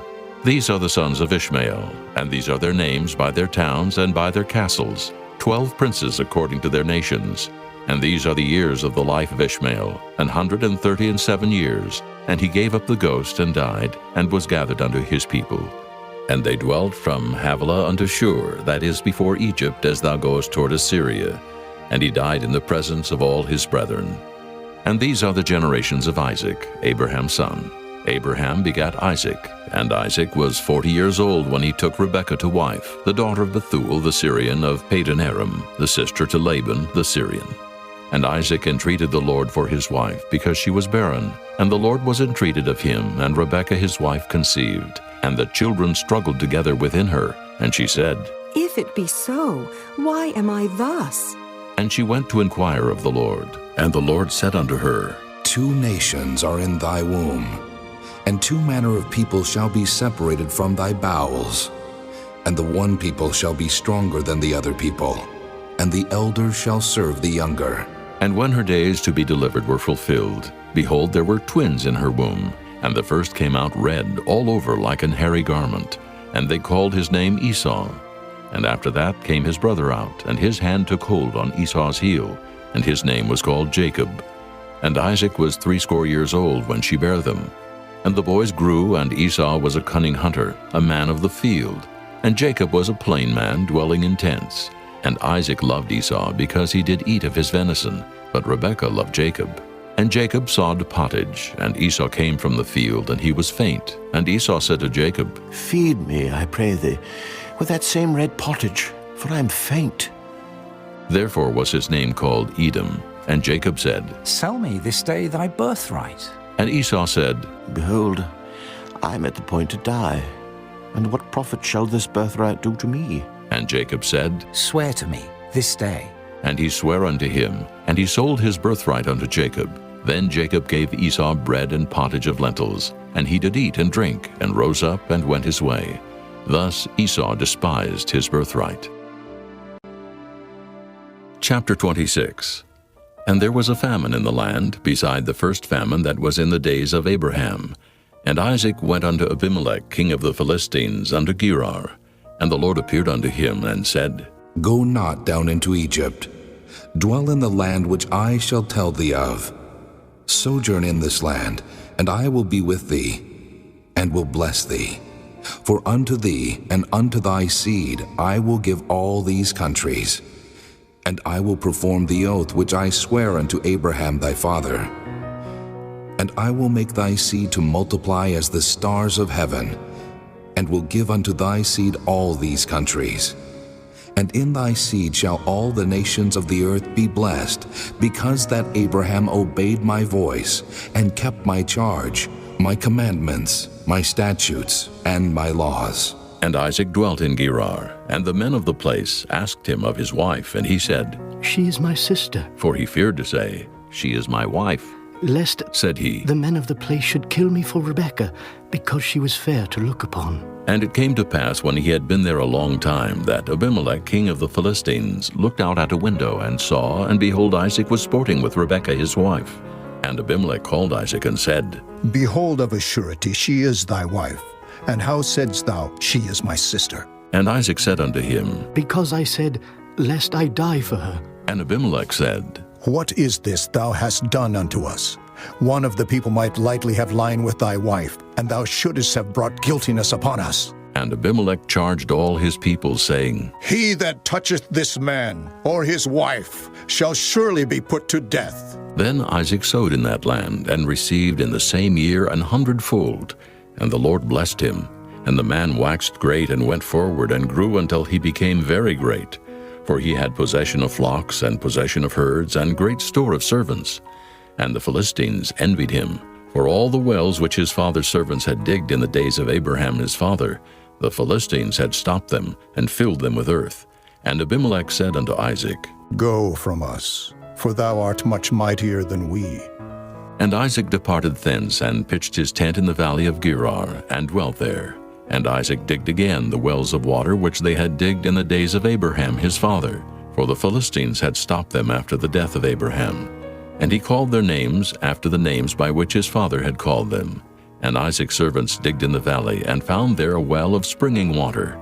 And the herdmen of Gerar did strive with Isaac's herdmen, saying, The water is ours. And he called the name of the well Esek, because they strove with him. And they digged another well, and strove for that also. And he called the name of it Sitnah. And he removed from thence, and digged another well, and for that they strove not. And he called the name of it Rehoboth. And he said, For now the Lord hath made room for us, and we shall be fruitful in the land. And he went up from thence to Beersheba. And the Lord appeared unto him the same night, and said, I am the God of Abraham thy father. Fear not, for I am with thee, and will bless thee, and multiply thy seed for my servant Abraham's sake. And he builded an altar there, and called upon the name of the Lord, and pitched his tent there. And there Isaac's servants digged a well. Then Abimelech went to him from Gerar, and Ahuzzath one of his friends, and Phicol the chief captain of his army. And Isaac said unto them, Wherefore come ye to me, seeing ye hate me, and have sent me away from you? And they said, We saw certainly that the Lord was with thee. And we said, Let there be now an oath betwixt us, even betwixt us and thee, and let us make a covenant with thee, that thou wilt do us no hurt, as we have not touched thee, and as we have done unto thee nothing but good, and have sent thee away in peace. Thou art now the blessed of the Lord. And he made them a feast, and they did eat and drink. And they rose up betimes in the morning, and sware one to another. And Isaac sent them away, and they departed from him in peace.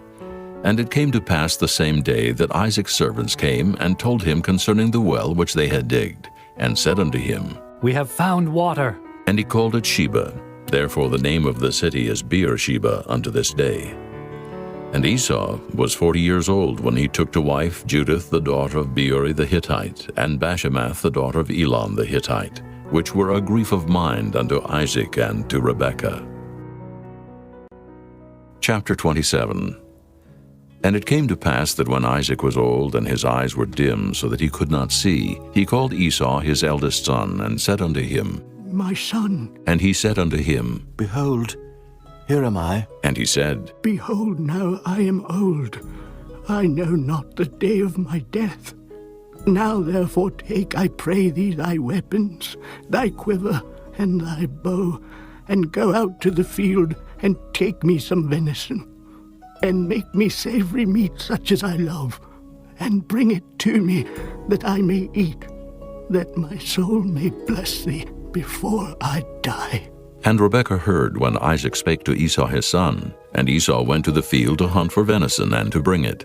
And Rebekah spake unto Jacob her son, saying, Behold, I heard thy father speak unto Esau thy brother, saying, Bring me venison, and make me savory meat, that I may eat, and bless thee before the Lord before my death. Now therefore, my son, obey my voice according to that which I command thee.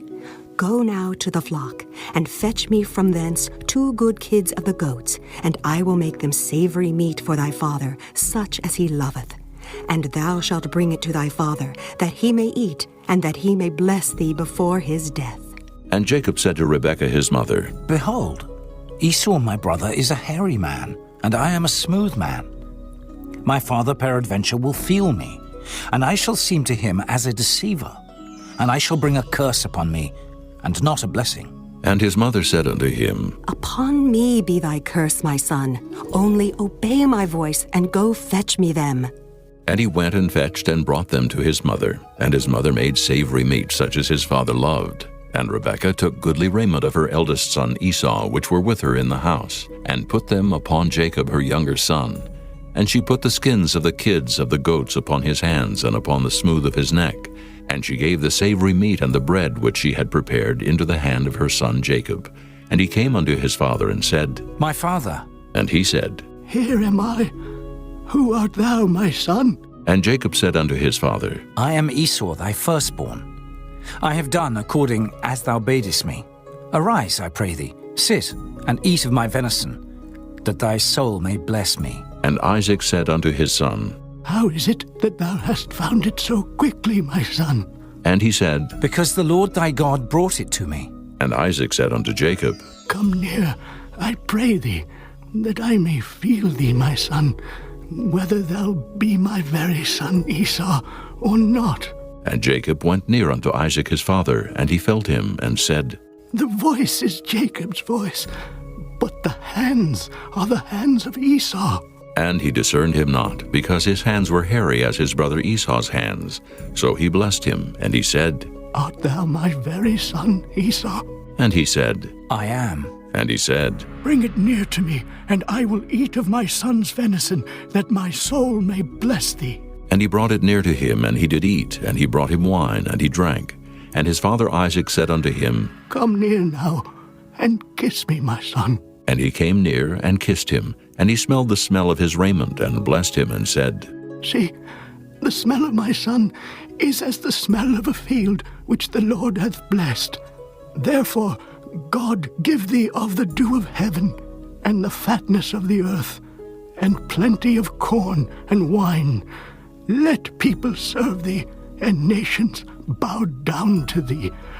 Be Lord over thy brethren, and let thy mother's sons bow down to thee. Cursed be every one that curseth thee, and blessed be he that blesseth thee. And it came to pass, as soon as Isaac had made an end of blessing Jacob, and Jacob was yet scarce gone out from the presence of Isaac his father, that Esau his brother came in from his hunting. And he also had made savory meat, and brought it unto his father, and said unto his father, Let my father arise, and eat of his son's venison, that thy soul may bless me. And Isaac his father said unto him, Who art thou? And he said, I am thy son, thy firstborn Esau. And Isaac trembled very exceedingly, and said, Where is he that hath taken venison, and brought it me? And I have eaten of all before thou camest, and have blessed him. Yea, and he shall be blessed. And when Esau heard the words of his father, he cried with a great and exceeding bitter cry, and said unto his father, Bless me, even me also, O my father. And he said, Thy brother came with subtlety, and hath taken away thy blessing. And he said, Is not he rightly named Jacob?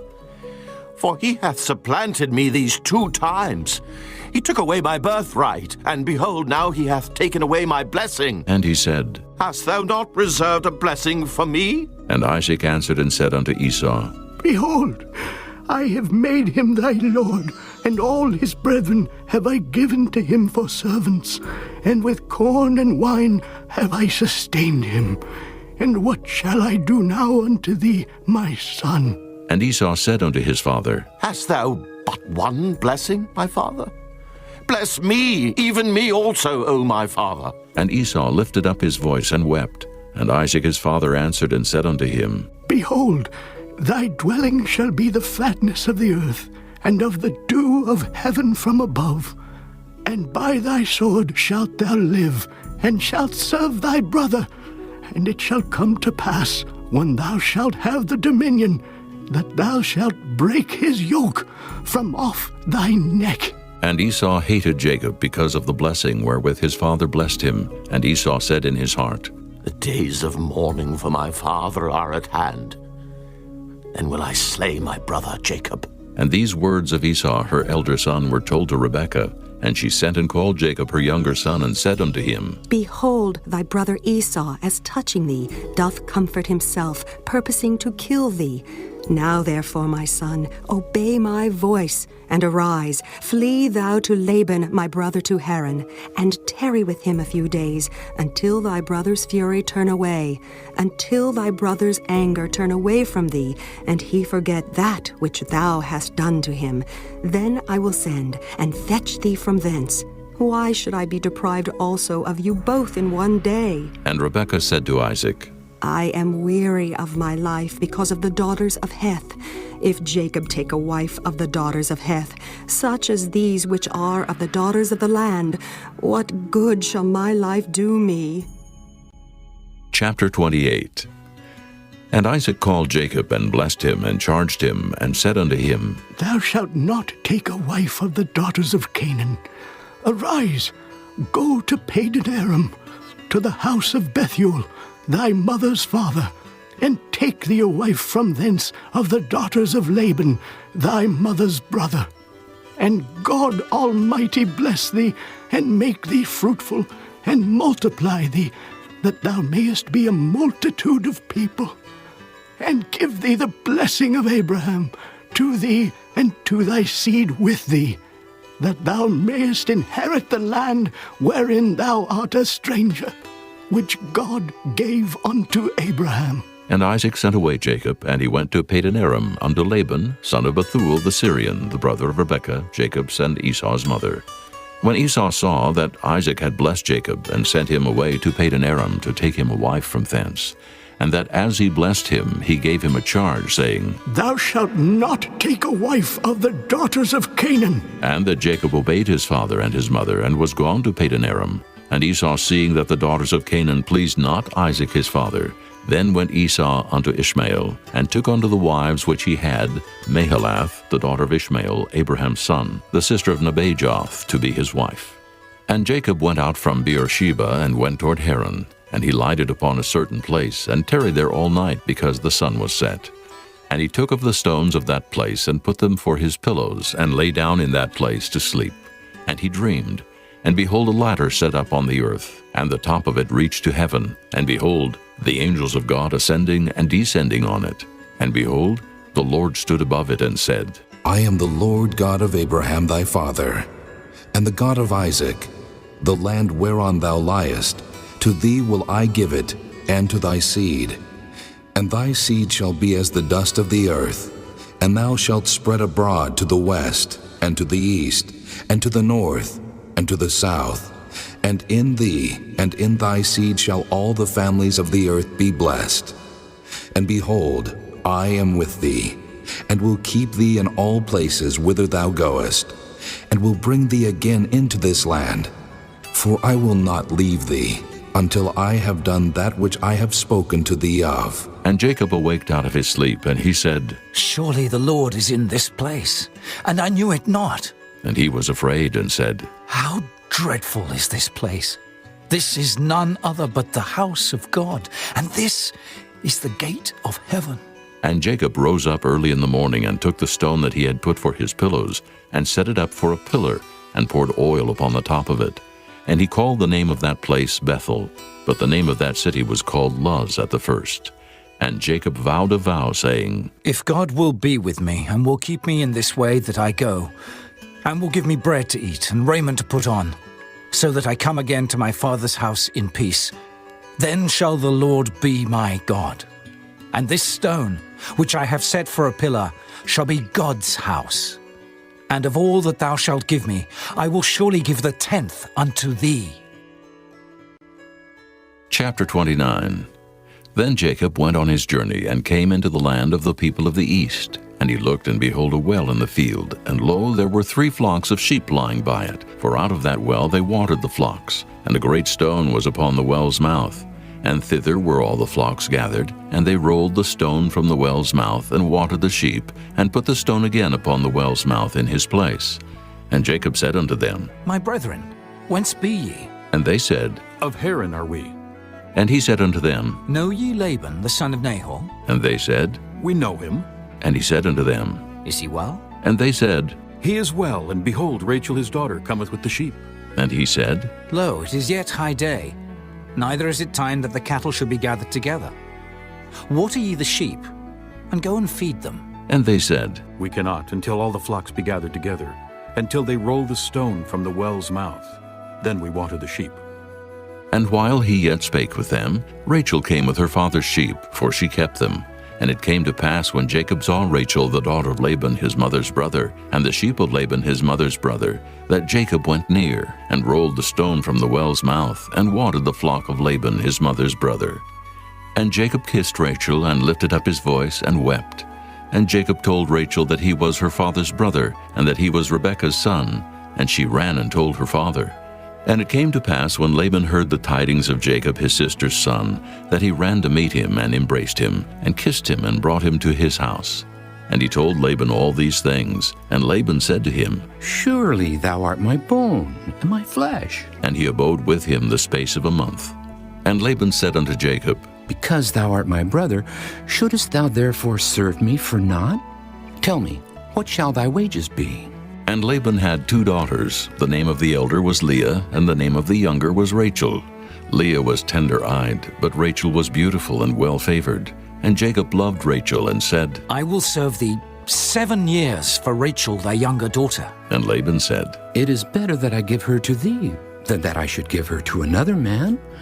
Abide with me. And Jacob served 7 years for Rachel, and they seemed unto him but a few days for the love he had to her. And Jacob said unto Laban, Give me my wife, for my days are fulfilled, that I may go in unto her. And Laban gathered together all the men of the place and made a feast. And it came to pass in the evening that he took Leah his daughter and brought her to him, and he went in unto her. And Laban gave unto his daughter Leah Zilpah his maid for a handmaid. And it came to pass that in the morning, behold, it was Leah. And he said to Laban, What is this thou hast done unto me? Did not I serve with thee for Rachel? Wherefore then hast thou beguiled me? And Laban said, It must not be so done in our country, to give the younger before the firstborn. Fulfill her week, and we will give thee this also, for the service which thou shalt serve with me yet 7 other years. And Jacob did so, and fulfilled her week. And he gave him Rachel his daughter to wife also. And Laban gave to Rachel his daughter Bilhah his handmaid to be her maid. And he went in also unto Rachel, and he loved also Rachel more than Leah, and served with him yet 7 other years. And when the Lord saw that Leah was hated, he opened her womb, but Rachel was barren. And Leah conceived and bare a son, and she called his name Reuben, for she said, Surely the Lord hath looked upon my affliction. Now therefore my husband will love me. And she conceived again, and bare a son, and said, Because the Lord hath heard that I was hated, he hath therefore given me this son also. And she called his name Simeon. And she conceived again, and bare a son, and said, Now this time will my husband be joined unto me, because I have borne him 3 sons. Therefore was his name called Levi. And she conceived again, and bare a son, and she said, Now will I praise the Lord. Therefore she called his name Judah, and left bearing. Chapter 30.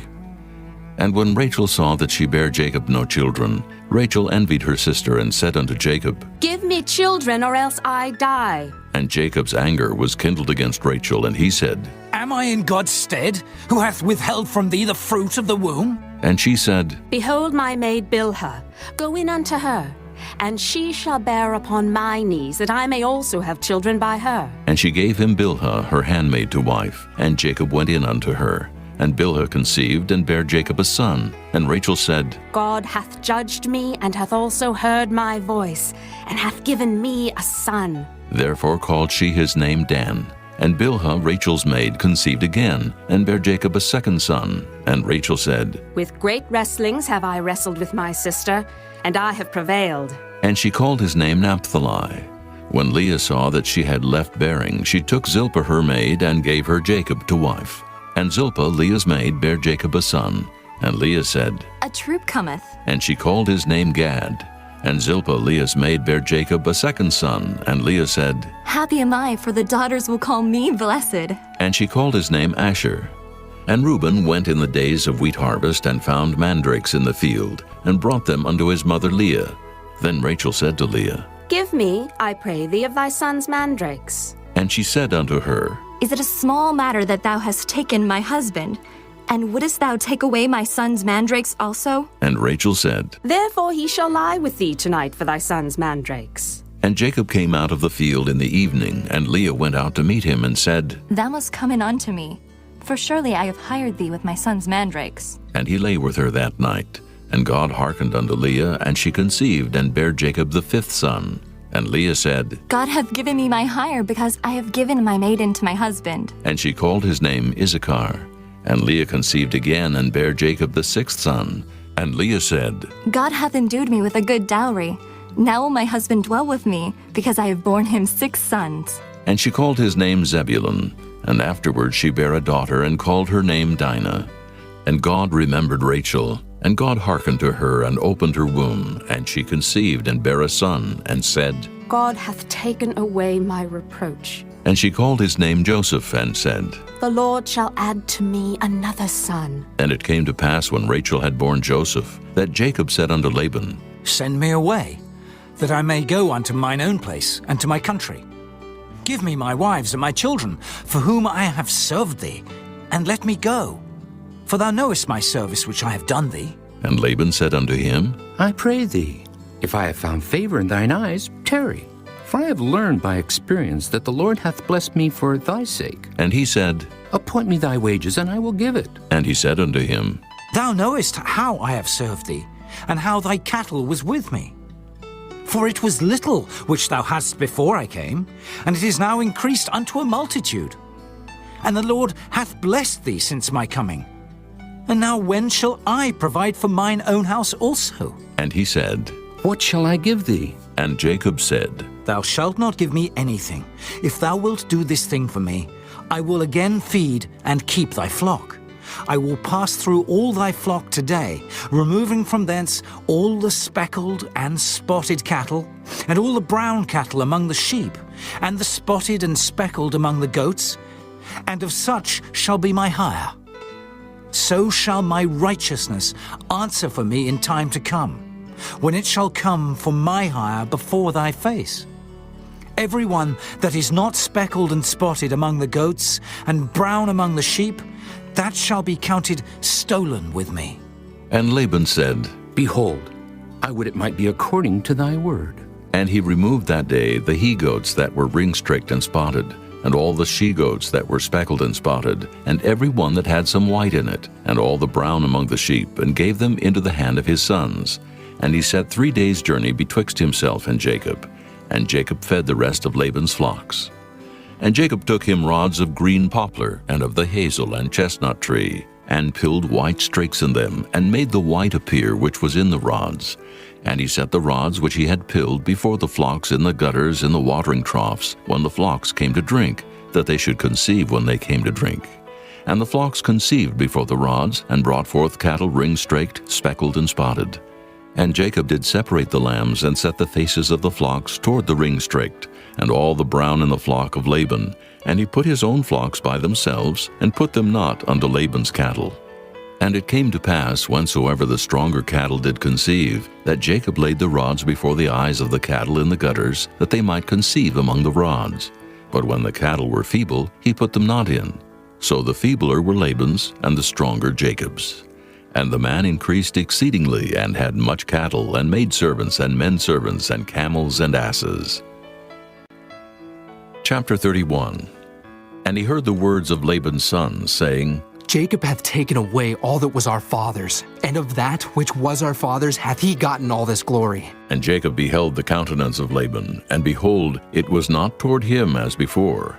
And the Lord said unto Jacob, Return unto the land of thy fathers, and to thy kindred, and I will be with thee. And Jacob sent and called Rachel and Leah to the field unto his flock, and said unto them, I see your father's countenance, that it is not toward me as before. But the God of my father hath been with me. And ye know that with all my power I have served your father.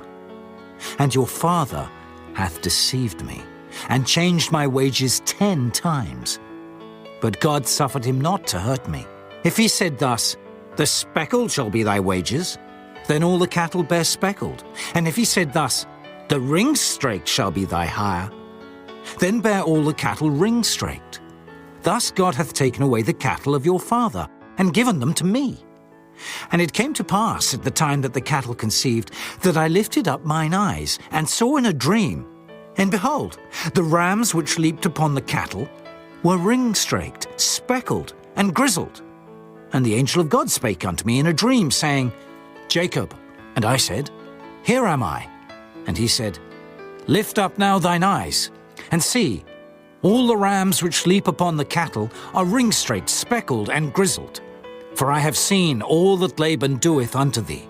I am the God of Bethel, where thou anointedst the pillar, and where thou vowedst a vow unto me. Now arise, get thee out from this land, and return unto the land of thy kindred. And Rachel and Leah answered and said unto him, Is there yet any portion or inheritance for us in our father's house? Are we not counted of him strangers? For he hath sold us, and hath quite devoured also our money. For all the riches which God hath taken from our father that is ours and our children's.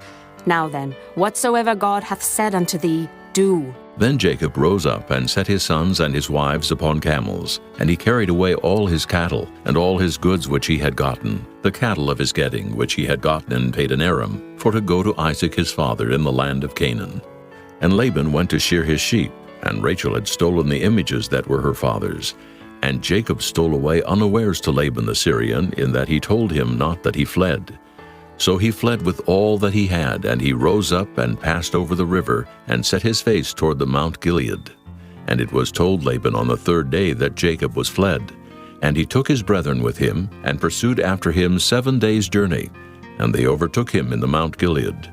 And God came to Laban the Syrian in a dream by night, and said unto him, Take heed, that thou speak not to Jacob either good or bad. Then Laban overtook Jacob. Now Jacob had pitched his tent in the mount, and Laban with his brethren pitched in the mount of Gilead. And Laban said to Jacob, What hast thou done, that thou hast stolen away unawares to me, and carried away my daughters, as captives taken with the sword? Wherefore didst thou flee away secretly, and steal away from me, and didst not tell me, that I might have sent thee away with mirth, and with songs, with tabret, and with harp? And hast not suffered me to kiss my sons and my daughters? Thou hast now done foolishly in so doing. It is in the power of my hand to do you hurt. But the God of your father spake unto me yesternight, saying, Take thou heed that thou speak not to Jacob either good or bad. And now, though thou wouldest needs be gone, because thou sore longest after thy father's house, yet wherefore hast thou stolen my gods? And Jacob answered and said to Laban, Because I was afraid. For I said, Peradventure thou wouldest take by force thy daughters from me. With whomsoever thou findest thy gods, let him not live. Before our brethren discern thou what is thine with me, and take it to thee. For Jacob knew not that Rachel had stolen them. And Laban went into Jacob's tent, and into Leah's tent, and into the 2 maidservants' tents, but he found them not.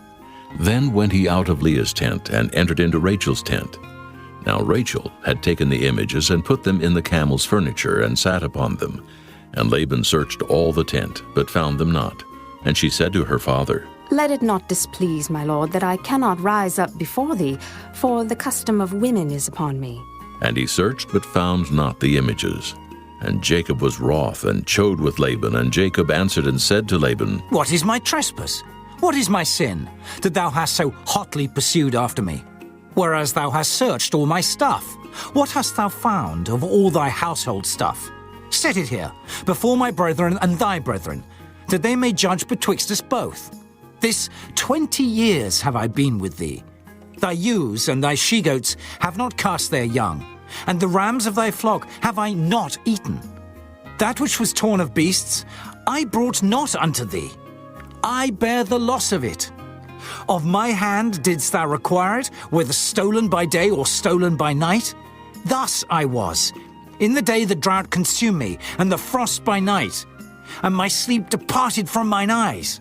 Thus have I been 20 years in thy house. I served thee 14 years for thy 2 daughters, and 6 years for thy cattle. And thou hast changed my wages 10 times. Except the God of my father, the God of Abraham, and the fear of Isaac had been with me, surely thou hadst sent me away now empty.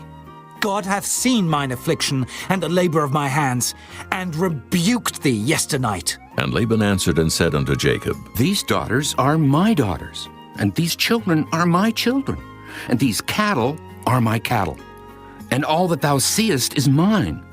And what can I do this day unto these my daughters, or unto their children which they have borne? Now therefore come thou, let us make a covenant, I and thou, and let it be for a witness between me and thee. And Jacob took a stone, and set it up for a pillar. And Jacob said unto his brethren, Gather stones. And they took stones, and made an heap, and they did eat there upon the heap. And Laban called it Jegar-sahadutha, but Jacob called it Gilead. And Laban said, This heap is a witness between me and thee this day. Therefore was the name of it called Gilead. And Mizpah, for he said, The Lord watch between me and thee when we are absent one from another. If thou shalt afflict my daughters, or if thou shalt take other wives beside my daughters, no man is with us.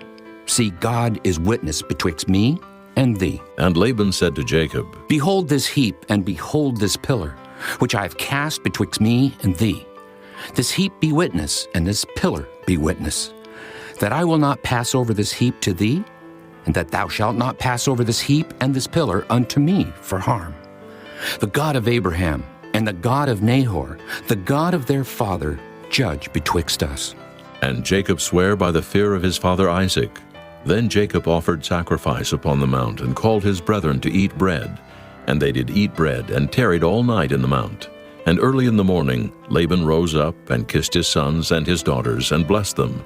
And Laban departed, and returned unto his place. Chapter 32.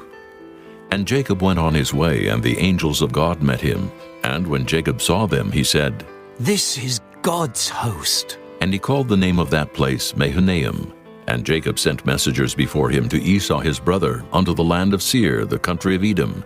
And he commanded them, saying, Thus shall ye speak unto my lord Esau. Thy servant Jacob saith thus, I have sojourned with Laban, and stayed there until now. And I have oxen and asses, flocks and men servants and women servants. And I have sent to tell my lord, that I may find grace in thy sight.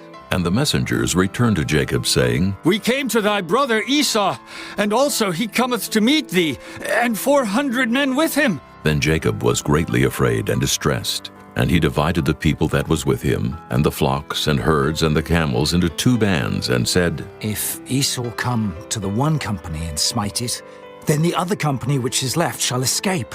And Jacob said, O God of my father Abraham, and God of my father Isaac, the Lord which saidst unto me, Return unto thy country and to thy kindred, and I will deal well with thee. I am not worthy of the least of all the mercies, and of all the truth which thou hast showed unto thy servant. For with my staff I passed over this Jordan, and now I am become 2 bands. Deliver me, I pray thee, from the hand of my brother, from the hand of Esau. For I fear him, lest he will come and smite me, and the mother with the children. And thou saidst, I will surely do thee good, and make thy seed as the sand of the sea, which cannot be numbered for multitude. And he lodged there that same night, and took of that which came to his hand a present for Esau his brother, 200 she-goats and 20 he-goats, 200 ewes and 20 rams, 30 milch camels with their colts, 40 kine and 10 bulls, 20 she-asses and 10 foals. And he delivered them into the hand of his servants, every drove by themselves, and said unto his servants, Pass over before me, and put a space betwixt drove and drove. And he commanded the foremost, saying, When Esau my brother meeteth thee, and asketh thee, saying, Whose art thou, and whither goest thou, and whose are these before thee? Then thou shalt say, They be thy servant Jacob's. It is a present sent unto my lord Esau, and behold, also he is behind us. And so commanded he the second, and the third, and all that followed the drove, saying, On this manner shall ye speak unto Esau when ye find him. And say ye moreover, Behold, thy servant Jacob is behind us. For he said, I will appease him with the present that goeth before me, and afterward I will see his face. Peradventure he will accept of me. So went the present over before him, and himself lodged that night in the company. And he rose up that night, and took his 2 wives and his 2 women servants, and his 11 sons, and passed over the ford Jabbok. And he took them, and set them over the brook, and sent over that he had. And Jacob was left alone. And there wrestled a man with him until the breaking of the day. And when he saw that he prevailed not against him, he touched the hollow of his thigh, and the hollow of Jacob's thigh was out of joint as he wrestled with him. And he said, Let me go, for the day breaketh. And he said, I will not let thee go, except thou bless me. And he said unto him, What is thy name? And he said, Jacob. And he said, Thy name shall be called no more Jacob, but Israel. For as a prince hast thou power with God and with men, and hast prevailed. And Jacob asked him and said, Tell me, I pray thee, thy name. And he said, Wherefore is it that thou dost ask after my name? And he blessed him there. And Jacob called the name of the place Peniel. For I have seen God face to face, and my life is preserved. And as he passed over Peniel, the sun rose upon him, and he halted upon his thigh. Therefore the children of Israel eat not of the sinew which shrank, which is upon the hollow of the thigh unto this day, because he touched the hollow of Jacob's thigh in the sinew that shrank. Chapter 33. And Jacob lifted up his eyes and looked, and behold, Esau came, and with him 400 men. And he divided the children unto Leah, and unto Rachel, and unto the 2 handmaids. And he put the handmaids and their children foremost, and Leah and her children after, and Rachel and Joseph hindermost. And he passed over before them, and bowed himself to the ground 7 times, until he came near to his brother. And Esau ran to meet him, and embraced him, and fell on his neck, and kissed him, and they wept. And he lifted up his eyes, and saw the women and the children, and said, Who are those with thee? And he said, The children, which God hath graciously given thy servant. Then the handmaidens came near, they and their children, and they bowed themselves. And Leah also with her children came near, and bowed themselves. And after came Joseph near, and Rachel, and they bowed themselves. And he said, What meanest thou by all this drove which I met? And he said, These are to find grace in the sight of my Lord. And Esau said, I have enough, my brother. Keep that thou hast unto thyself. And Jacob said, Nay, I pray thee, if now I have found grace in thy sight, then receive my present at my hand. For therefore I have seen thy face, as though I had seen the face of God, and thou wast pleased with me. Take, I pray thee, my blessing that is brought to thee, because God hath dealt graciously with me, and because I have enough. And he urged him, and he took it, and he said, Let us take our journey, and let us go, and I will go before thee. And he said unto him, My Lord knoweth that the children are tender, and the flocks and herds with young are with me. And if men should overdrive them one day, all the flock will die. Let my Lord, I pray thee, pass over before his servant, and I will lead on softly, according as the cattle that goeth before me, and the children be able to endure, until I come unto my Lord, unto Seir. And Esau said, Let me now leave with thee some of the folk that are with me. And he said, What needeth it? Let me find grace in the sight of my Lord. So Esau returned that day on his way to Seir. And Jacob journeyed to Succoth, and built him an house, and made booths for his cattle. Therefore the name of the place is called Succoth. And Jacob came to Shalem, a city of Shechem, which is in the land of Canaan, when he came from Padan Aram, and pitched his tent before the city. And he brought a parcel of a field where he had spread his tent at the hand of the children of Hamor, Shechem's father, for 100 pieces of money. And he erected there an altar, and called it El Elohe Israel. Chapter 34. And Dinah, the daughter of Leah, which she bare unto Jacob, went out to see the daughters of the land. And when Shechem the son of Hamor the Hivite, prince of the country, saw her, he took her, and lay with her, and defiled her. And his soul clave unto Dinah the daughter of Jacob. And he loved the damsel, and spake kindly unto the damsel. And Shechem spake unto his father Hamor, saying, Get me this damsel to wife. And Jacob heard that he had defiled Dinah his daughter. Now his sons were with his cattle in the field, and Jacob held his peace until they were come. And Hamor the father of Shechem went out unto Jacob to commune with him. And the sons of Jacob came out of the field when they heard it, and the men were grieved, and they were very wroth, because he had wrought folly in Israel in lying with Jacob's daughter, which thing ought not to be done. And Hamor communed with them, saying, The soul of my son Shechem longeth for your daughter. I pray you give her him to wife, and make ye marriages with us, and give your daughters unto us, and take our daughters unto you. And ye shall dwell with us, and the land shall be before you. Dwell and trade ye therein, and get you possessions therein. And Shechem said unto her father and unto her brethren, Let me find grace in your eyes, and what ye shall say unto me I will give. Ask me never so much dowry and gift, and I will give according as ye shall say unto me. But give me the damsel to wife. And the sons of Jacob answered Shechem and Hamor his father deceitfully, and said, Because he had defiled Dinah their sister. And they said unto them, We cannot do this thing, to give our sister to one that is uncircumcised, for that were a reproach unto us. But in this will we consent unto you. If ye will be as we be, that every male of you be circumcised, then will we give our daughters unto you, and we will take your daughters to us, and we will dwell with you, and we will become one people. But if ye will not hearken unto us, to be circumcised, then will we take our daughter, and we will be gone. And their words pleased Hamor and Shechem, Hamor's son. And the young man deferred not to do the thing, because he had delight in Jacob's daughter, and he was more honorable than all the house of his father. And Hamor and Shechem his son came unto the gate of their city, and communed with the men of their city, saying, These men are peaceable with us. Therefore let them dwell in the land and trade therein. For the land, behold, it is large enough for them. Let us take their daughters to us for wives, and let us give them our daughters. Only herein will the men consent unto us for to dwell with us, to be one people, if every male among us be circumcised as they are circumcised. Shall not their cattle and their substance and every beast of theirs be ours? Only let us consent unto them, and they will dwell with us. And unto Hamor and unto Shechem his son hearkened all that went out of the gate of his city, and every male was circumcised, all that went out of the gate of his city. And it came to pass on the third day, when they were sore, that two of the sons of Jacob, Simeon and Levi, Dinah's brethren, took each man his sword, and came upon the city boldly, and slew all the males. And they slew Hamor and Shechem his son with the edge of the sword, and took Dinah out of Shechem's house, and went out. The sons of Jacob came upon the slain, and spoiled the city, because they had defiled their sister. They took their sheep, and their oxen, and their asses, and that which was in the city, and that which was in the field, and all their wealth, and all their little ones, and their wives took they captive, and spoiled even all that was in the house.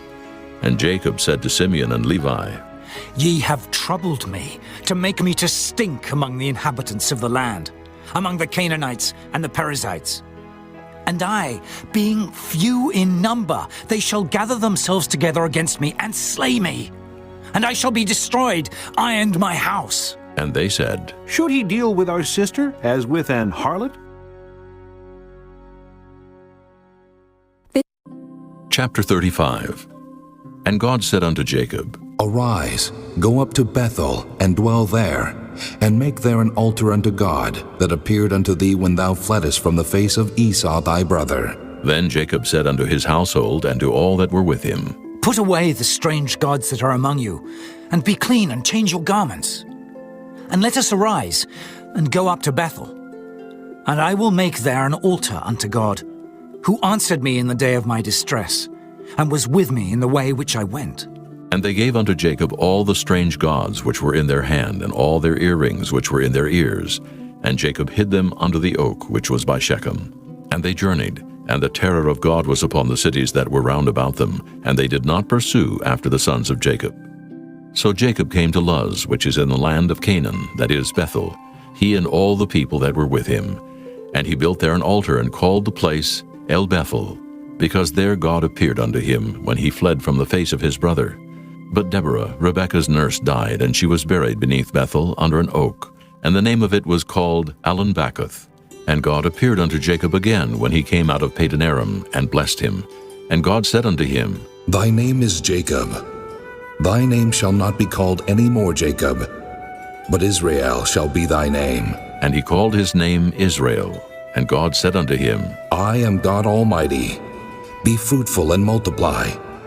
A nation and a company of nations shall be of thee, and kings shall come out of thy loins.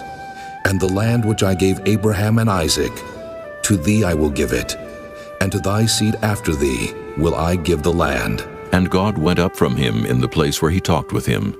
And Jacob set up a pillar in the place where he talked with him, even a pillar of stone. And he poured a drink offering thereon, and he poured oil thereon. And Jacob called the name of the place where God spake with him, Bethel. And they journeyed from Bethel, and there was but a little way to come to Ephrath. And Rachel travailed, and she had hard labor. And it came to pass when she was in hard labor, that the midwife said unto her, Fear not, thou shalt have this son also. And it came to pass, as her soul was in departing, for she died, that she called his name Ben-Oni, but his father called him Benjamin. And Rachel died, and was buried in the way to Ephrath, which is Bethlehem. And Jacob set a pillar upon her grave, that is the pillar of Rachel's grave unto this day. And Israel journeyed, and spread his tent beyond the tower of Eder. And it came to pass, when Israel dwelt in that land, that Reuben went and lay with Bilhah his father's concubine, and Israel heard it. Now the sons of Jacob were 12. The sons of Leah, Reuben, Jacob's firstborn, and Simeon, and Levi, and Judah, and Issachar, and Zebulun. The sons of Rachel, Joseph, and Benjamin. And the sons of Bilhah, Rachel's handmaid, Dan, and Naphtali. And the sons of Zilpah, Leah's handmaid, Gad and Asher.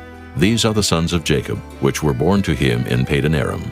And Jacob came unto Isaac his father unto Mamre, unto the city of Arba, which is Hebron, where Abraham and Isaac sojourned. And the days of Isaac were 180 years. And Isaac gave up the ghost and died, and was gathered unto his people, being old and full of days. And his sons Esau and Jacob buried him.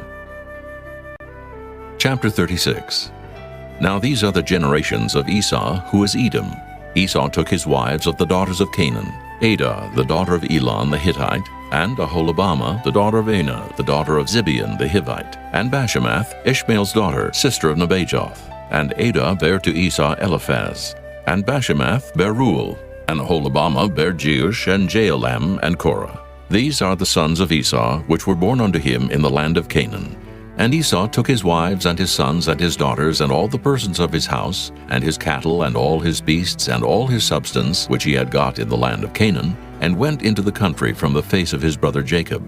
For their riches were more than that they might dwell together, and the land wherein they were strangers could not bear them because of their cattle.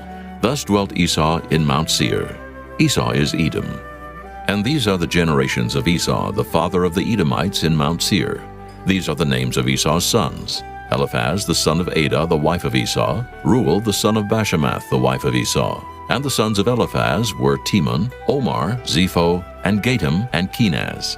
And Timnah was concubine to Eliphaz Esau's son, and she bare to Eliphaz Amalek.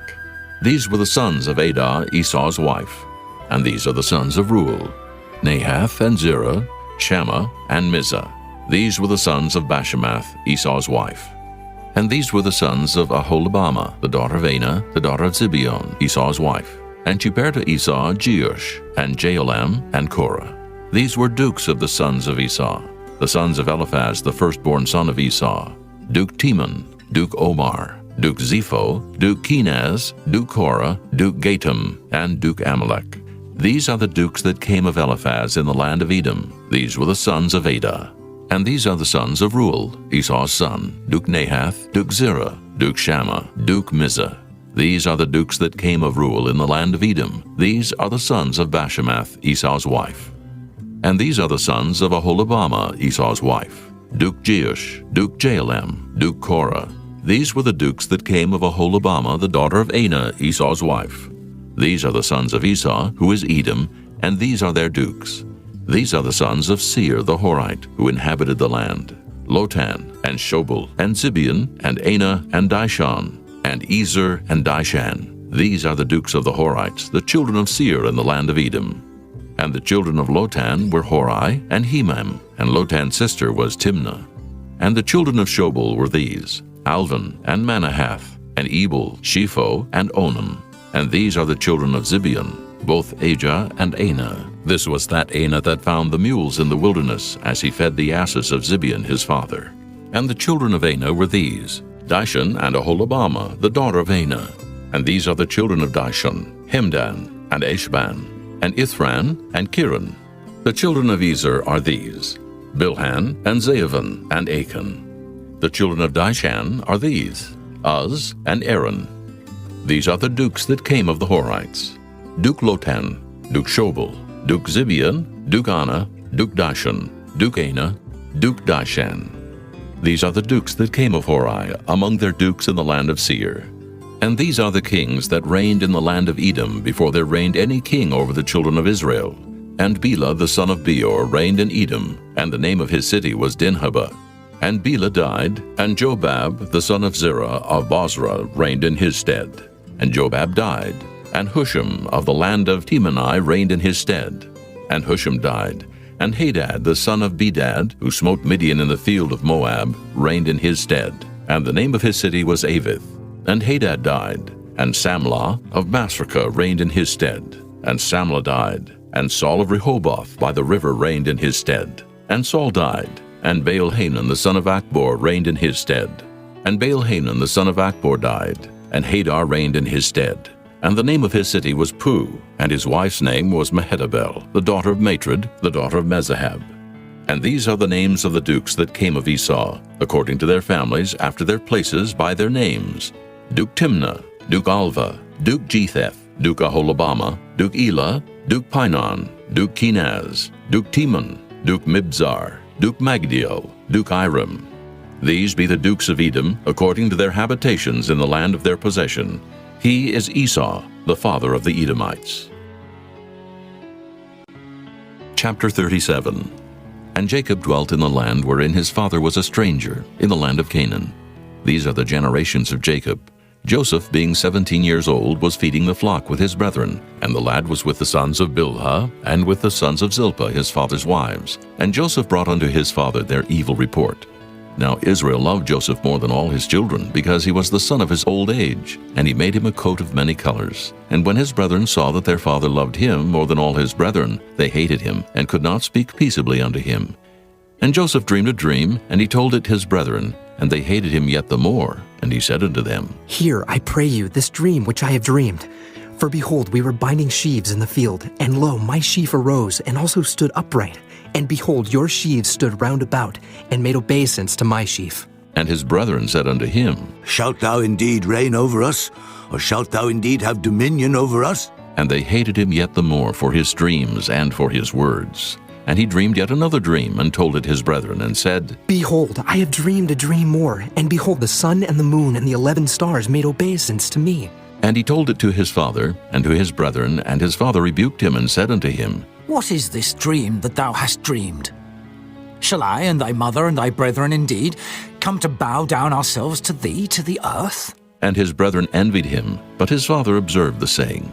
And his brethren went to feed their father's flock in Shechem. And Israel said unto Joseph, Do not thy brethren feed the flock in Shechem? Come, and I will send thee unto them. And he said to him, Here am I. And he said to him, Go, I pray thee, see whether it be well with thy brethren, and well with the flocks, and bring me word again. So he sent him out of the vale of Hebron, and he came to Shechem. And a certain man found him, and behold, he was wandering in the field. And the man asked him, saying, What seekest thou? And he said, I seek my brethren. Tell me, I pray thee, where they feed their flocks. And the man said, They are departed hence. For I heard them say, Let us go to Dothan. And Joseph went after his brethren, and found them in Dothan. And when they saw him afar off, even before he came near unto them, they conspired against him to slay him. And they said one to another, Behold, this dreamer cometh. Come now, therefore, and let us slay him, and cast him into some pit. And we will say, Some evil beast hath devoured him, and we shall see what will become of his dreams. And Reuben heard it, and he delivered him out of their hands, and said, Let us not kill him. And Reuben said unto them, Shed no blood, but cast him into this pit that is in the wilderness, and lay no hand upon him. That he might rid him out of their hands, to deliver him to his father again. And it came to pass, when Joseph was come unto his brethren, that they stripped Joseph out of his coat of many colors that was on him. And they took him and cast him into a pit, and the pit was empty, there was no water in it. And they sat down to eat bread, and they lifted up their eyes and looked, and behold, a company of Ishmaelites came from Gilead with their camels, bearing spicery and balm and myrrh, going to carry it down to Egypt. And Judah said unto his brethren, What profit is it if we slay our brother and conceal his blood? Come, and let us sell him to the Ishmaelites, and let not our hand be upon him, for he is our brother and our flesh. And his brethren were content. Then there passed by Midianites, merchantmen, and they drew and lifted up Joseph out of the pit, and sold Joseph to the Ishmaelites for 20 pieces of silver, and they brought Joseph into Egypt. And Reuben returned unto the pit, and behold, Joseph was not in the pit, and he rent his clothes. And he returned unto his brethren, and said, The child is not, and I, whither shall I go? And they took Joseph's coat, and killed a kid of the goats, and dipped the coat in the blood. And they sent the coat of many colors, and they brought it to their father, and said, This have we found. Know now whether it be thy son's coat or no. And he knew it, and said, It is my son's coat. An evil beast hath devoured him. Joseph is without doubt rent in pieces. And Jacob rent his clothes, and put sackcloth upon his loins, and mourned for his son many days. And all his sons and all his daughters rose up to comfort him. But he refused to be comforted. And he said, For I will go down into the grave unto my son, mourning. Thus his father wept for him. And the Midianites sold him into Egypt unto Potiphar, an officer of Pharaoh's, and captain of the guard. Chapter 38. And it came to pass at that time that Judah went down from his brethren, and turned into a certain Adullamite, whose name was Hira. And Judah saw there a daughter of a certain Canaanite, whose name was Shua. And he took her, and went in unto her. And she conceived, and bare a son, and he called his name And she conceived again, and bare a son, and she called his name Onan. And she yet again conceived, and bare a son, and called his name Shelah, and he was at Chezib when she bare him. And Judah took a wife for his firstborn, whose name was Tamar. And Judah's firstborn, was wicked in the sight of the Lord. And the Lord slew him. And Judah said unto Onan, Go in unto thy brother's wife, and marry her, and raise up seed to thy brother. And Onan knew that the seed should not be his. And it came to pass, when he went in unto his brother's wife, that he spilled it on the ground, lest that he should give seed to his brother. And the thing which he did displeased the Lord, wherefore he slew him also. Then said Judah to Tamar his daughter-in-law, Remain a widow at thy father's house, till Shelah my son be grown. For he said, Lest peradventure he die also, as his brethren did. And Tamar went and dwelt in her father's house. And in process of time the daughter of Shua, Judah's wife, died. And Judah was comforted, and went up unto his sheep shearers to Timnath, he and his friend Hira the Adulamite. And it was told Tamar, saying, Behold, thy father-in-law goeth up to Timnath to shear his sheep. And she put her widow's garments off from her, and covered her with a veil, and wrapped herself, and sat in an open place which is by the way to Timnath. For she saw that Shelah was grown, and she was not given unto him to wife.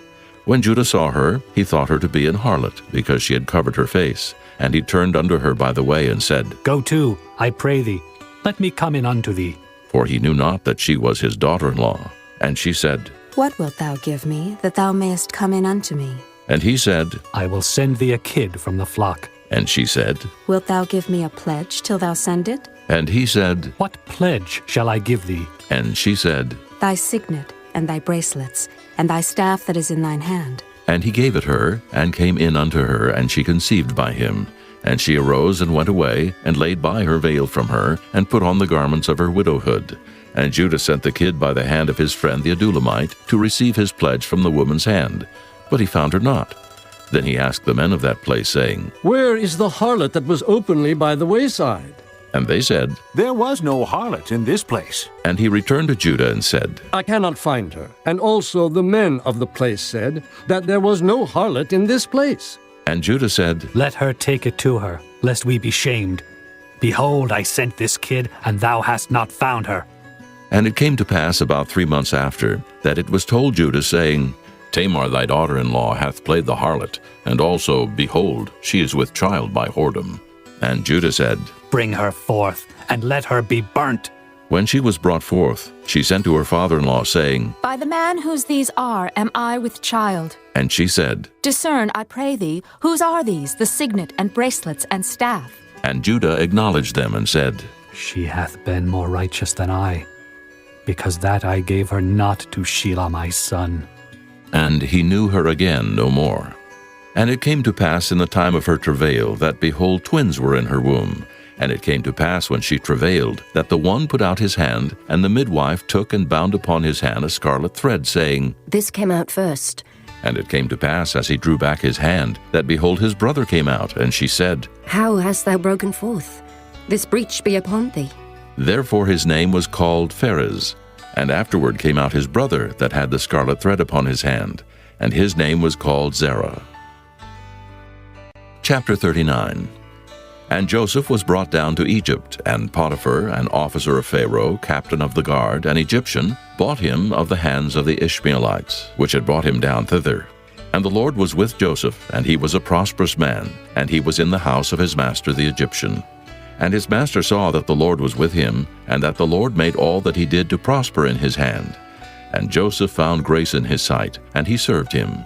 And he made him overseer over his house, and all that he had he put into his hand. And it came to pass from the time that he had made him overseer in his house, and over all that he had, that the Lord blessed the Egyptian's house for Joseph's sake. And the blessing of the Lord was upon all that he had in the house and in the field. And he left all that he had in Joseph's hand, and he knew not aught he had, save the bread which he did eat. And Joseph was a goodly person, and well favored. And it came to pass after these things, that his master's wife cast her eyes upon Joseph, and she said, Lie with me. But he refused, and said unto his master's wife, Behold, my master wotteth not what is with me in the house, and he hath committed all that he hath to my hand.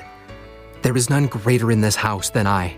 Neither hath he kept back anything from me but thee, because thou art his wife.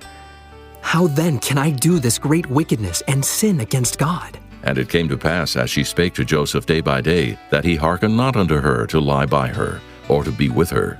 And it came to pass about this time, that Joseph went into the house to do his business, and there was none of the men of the house there within. And she caught him by his garment, saying, Lie with me. And he left his garment in her hand, and fled, and got him out. And it came to pass, when she saw that he had left his garment in her hand, and was fled forth, that she called unto the men of her house, and spake unto them, saying, See, he hath brought in an Hebrew unto us to mock us. He came in unto me to lie with me, and I cried with a loud voice. And it came to pass, when he heard that I lifted up my voice and cried, that he left his garment with me, and fled, and got him out. And she laid up his garment by her until his lord came home. And she spake unto him according to these words, saying, The Hebrew servant which thou hast brought unto us came in unto me to mock me. And it came to pass, as I lifted up my voice and cried, that he left his garment with me and fled out. And it came to pass, when his master heard the words of his wife, which she spake unto him, saying, After this manner did thy servant to me. that his wrath was kindled. And Joseph's master took him and put him into the prison, a place where the king's prisoners were bound, and he was there in the prison. But the Lord was with Joseph, and showed him mercy, and gave him favor in the sight of the keeper of the prison. And the keeper of the prison committed to Joseph's hand all the prisoners that were in the prison, and whatsoever they did there, he was the doer of it. The keeper of the prison looked not to anything that was under his hand, because the Lord was with him, and that which he did, the Lord made it to prosper. Chapter 40. And it came to pass after these things, that the butler of the king of Egypt and his baker had offended their lord the king of Egypt. And Pharaoh was wroth against two of his officers, against the chief of the butlers, and against the chief of the bakers. And he put them in ward in the house of the captain of the guard into the prison, the place where Joseph was bound. And the captain of the guard charged Joseph with them, and he served them. And they continued a season in ward. And they dreamed a dream, both of them, each man his dream in one night, each man according to the interpretation of his dream, the butler and the baker of the king of Egypt, which were bound in the prison. And Joseph came in unto them in the morning, and looked upon them, and behold, they were sad. And he asked Pharaoh's officers that were with him in the ward of his lord's house, saying, Wherefore look ye so sadly today? And they said unto him, We have dreamed a dream, and there is no interpreter of it. And Joseph said unto them, Do not interpretations belong to God? Tell me them, I pray you. And the chief butler told his dream to Joseph, and said to him, In my dream, behold, a vine was before me, and in the vine were 3 branches, and it was as though it budded, and her blossoms shot forth, and the clusters thereof brought forth ripe grapes. And Pharaoh's cup was in my hand, and I took the grapes and pressed them into Pharaoh's cup, and I gave the cup into Pharaoh's hand. And Joseph said unto him, This is the interpretation of it. The 3 branches are 3 days. Yet within 3 days shall Pharaoh lift up thine head, and restore thee unto thy place. And thou shalt deliver Pharaoh's cup into his hand, after the former manner when thou wast his butler. But think on me when it shall be well with thee, and show kindness, I pray thee, unto me, and make mention of me unto Pharaoh, and bring me out of this house. For indeed I was stolen away out of the land of the Hebrews, and here also have I done nothing that they should put me into the dungeon. When the chief baker saw that the interpretation was good, he said unto Joseph, I also was in my dream, and behold, I had 3 white baskets on my head, and in the uppermost basket there was of all manner of bake meats for Pharaoh, and the birds did eat them out of the basket upon my head. And Joseph answered and said, This is the interpretation thereof. The 3 baskets are 3 days, yet within 3 days shall Pharaoh lift up thy head from off thee, and shall hang thee on a tree, and the bird shall eat thy flesh from off thee. And it came to pass the 3rd day, which was Pharaoh's birthday, that he made a feast unto all his servants. And he lifted up the head of the chief butler and of the chief baker among his servants. And he restored the chief butler unto his butlership again, and he gave the cup into Pharaoh's hand. But he hanged the chief baker, as Joseph had interpreted to them. Yet did not the chief butler remember Joseph, but forgat him. Chapter 41. And it came to pass at the end of 2 full years, that Pharaoh dreamed, and behold, he stood by the river.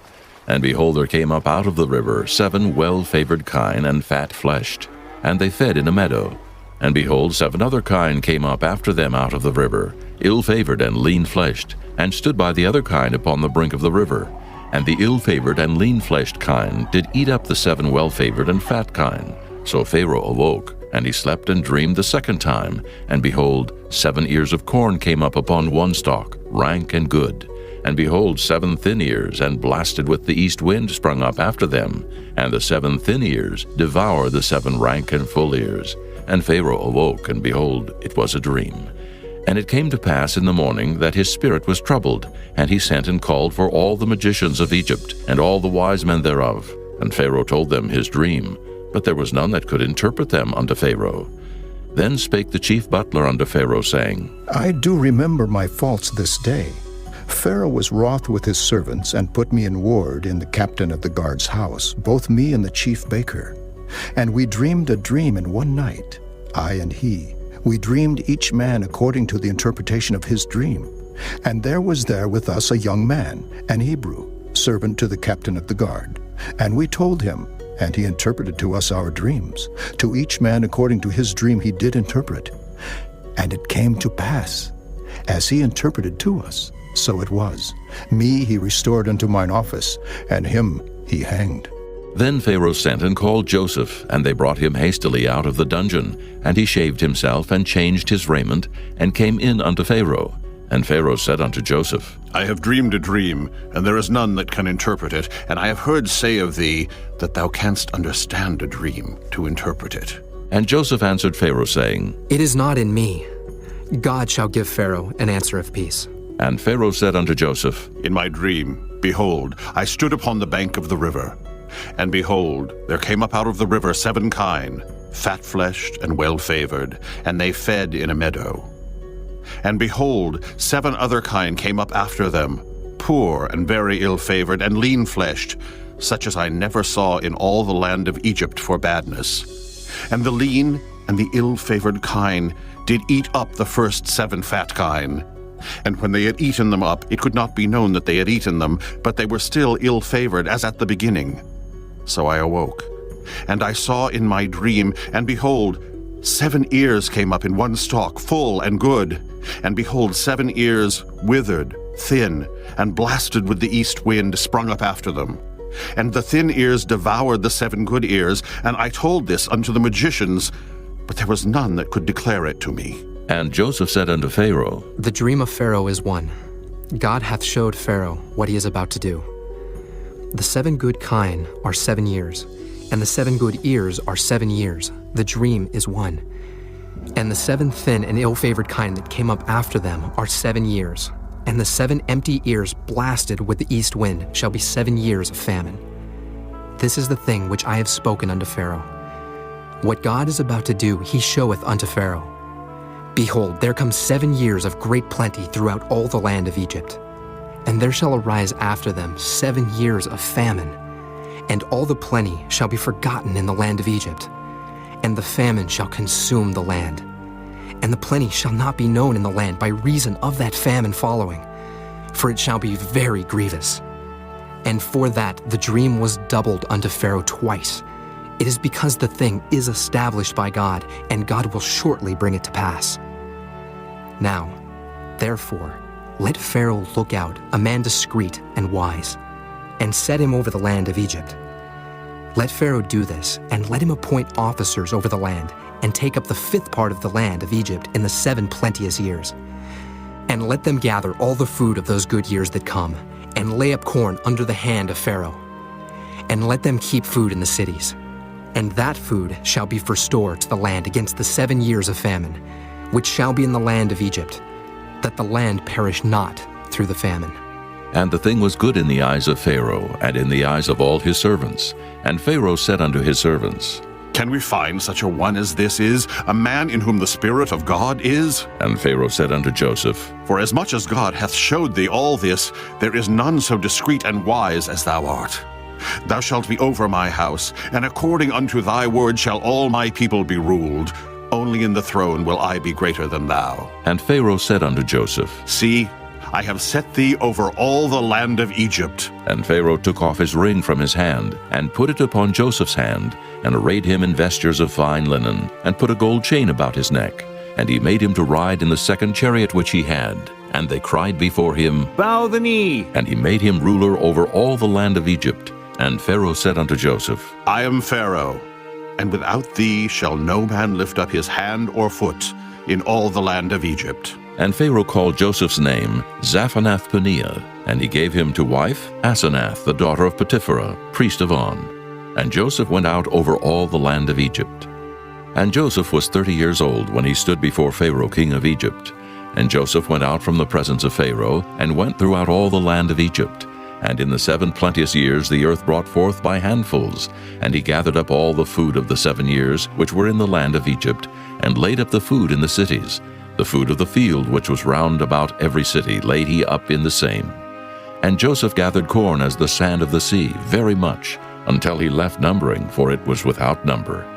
And unto Joseph were born 2 sons before the years of famine came, which Asenath, the daughter of Potipherah, priest of On, bare unto him. And Joseph called the name of the firstborn Manasseh. For God, said he, hath made me forget all my toil, and all my father's house. And the name of the second called he Ephraim. For God hath caused me to be fruitful in the land of my affliction. And the 7 years of plenteousness that was in the land of Egypt were ended. And the 7 years of dearth began to come, according as Joseph had said. And the dearth was in all lands, but in all the land of Egypt there was bread. And when all the land of Egypt was famished, the people cried to Pharaoh for bread. And Pharaoh said unto all the Egyptians, Go unto Joseph, what he saith to you, do. And the famine was over all the face of the earth. And Joseph opened all the storehouses, and sold unto the Egyptians. And the famine waxed sore in the land of Egypt. And all countries came into Egypt to Joseph for to buy corn, because that the famine was so sore in all lands. Chapter 42. Now when Jacob saw that there was corn in Egypt, Jacob said unto his sons, Why do ye look one upon another? And he said, Behold, I have heard that there is corn in Egypt.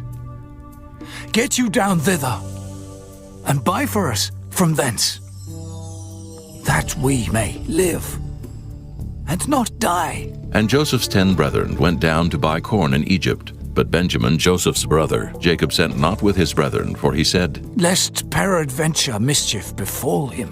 And the sons of Israel came to buy corn among those that came, for the famine was in the land of Canaan. And Joseph was the governor over the land, and he it was that sold to all the people of the land. And Joseph's brethren came and bowed down themselves before him with their faces to the earth. And Joseph saw his brethren, and he knew them, but made himself strange unto them, and spake roughly unto them. And he said unto them, Whence come ye? And they said, From the land of Canaan to buy food. And Joseph knew his brethren, but they knew not him. And Joseph remembered the dreams which he dreamed of them, and said unto them, Ye are spies, to see the nakedness of the land ye are come. And they said unto him, Nay, my lord, but to buy food are thy servants come. We are all one man's sons. We are true men. Thy servants are no spies. And he said unto them, Nay, but to see the nakedness of the land ye are come. And they said, Thy servants are 12 brethren, the sons of one man in the land of Canaan. And behold, the youngest is this day with our father, and one is not. And Joseph said unto them, That is it that I spake unto you, saying, Ye are spies. Hereby ye shall be proved. By the life of Pharaoh ye shall not go forth hence, except your youngest brother come hither. Send one of you, and let him fetch your brother. And ye shall be kept in prison, that your words may be proved whether there be any truth in you.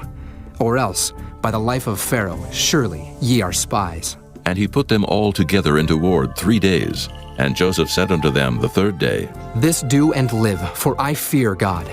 If ye be true men, let one of your brethren be bound in the house of your prison. Go ye, carry corn for the famine of your houses. But bring your youngest brother unto me. So shall your words be verified, and ye shall not die. And they did so. And they said one to another, We are verily guilty concerning our brother, in that we saw the anguish of his soul when he besought us, and we would not hear. Therefore is this distress come upon us. And Reuben answered them, saying, Spake I not unto you, saying, Do not sin against the child, and ye would not hear? Therefore, behold, also his blood is required. And they knew not that Joseph understood them, for he spake unto them by an interpreter. And he turned himself about from them and wept, and returned to them again, and communed with them, and took from them Simeon, and bound him before their eyes. Then Joseph commanded to fill their sacks with corn, and to restore every man's money into his sack, and to give them provision for the way. And thus did he unto them. And they laded their asses with the corn, and departed thence. And as one of them opened his sack to give his ass provender in the inn, he espied his money, for behold, it was in his sack's mouth. And he said unto his brethren, My money is restored, and lo, it is even in my sack. And their heart failed them, and they were afraid, saying one to another, What is this that God hath done unto us? And they came unto Jacob their father unto the land of Canaan, and told him all that befell unto them, saying, The man who is the Lord of the land spake roughly to us, and took us for spies of the country. And we said unto him, We are true men, we are no spies. We be 12 brethren, sons of our father, one is not, and the youngest is this day with our father in the land of Canaan. And the man, the Lord of the country, said unto us, Hereby shall I know that ye are true men. Leave one of your brethren here with me, and take food for the famine of your households, and be gone. And bring your youngest brother unto me. Then shall I know that ye are no spies, but that ye are true men. So will I deliver you your brother, and ye shall traffic in the land. And it came to pass, as they emptied their sacks, that behold, every man's bundle of money was in his sack. And when both they and their father saw the bundles of money, they were afraid. And Jacob their father said unto them, Me have ye bereaved of my children. Joseph is not, and Simeon is not, and ye will take Benjamin away. All these things are against me. And Reuben spake unto his father, saying, Slay my 2 sons, if I bring him not to thee. Deliver him into my hand, and I will bring him to thee again. And he said, My son shall not go down with you, for his brother is dead, and he is left alone. If mischief befall him by the way in the which ye go, then shall ye bring down my gray hairs with sorrow to the grave. Chapter 43. And the famine was sore in the land. And it came to pass, when they had eaten up the corn which they had brought out of Egypt, their father said unto them, Go again, buy us a little food. And Judah spake unto him, saying, The man did solemnly protest unto us, saying, Ye shall not see my face, except your brother be with you. If thou wilt send our brother with us, we will go down and buy thee food. But if thou wilt not send him, we will not go down. For the man said unto us, Ye shall not see my face, except your brother be with you. And Israel said, Wherefore dealt ye so ill with me, as to tell the man whether ye had yet a brother? And they said, The man asked us straitly of our state and of our kindred, saying, Is your father yet alive? Have ye another brother? And we told him according to the tenor of these words.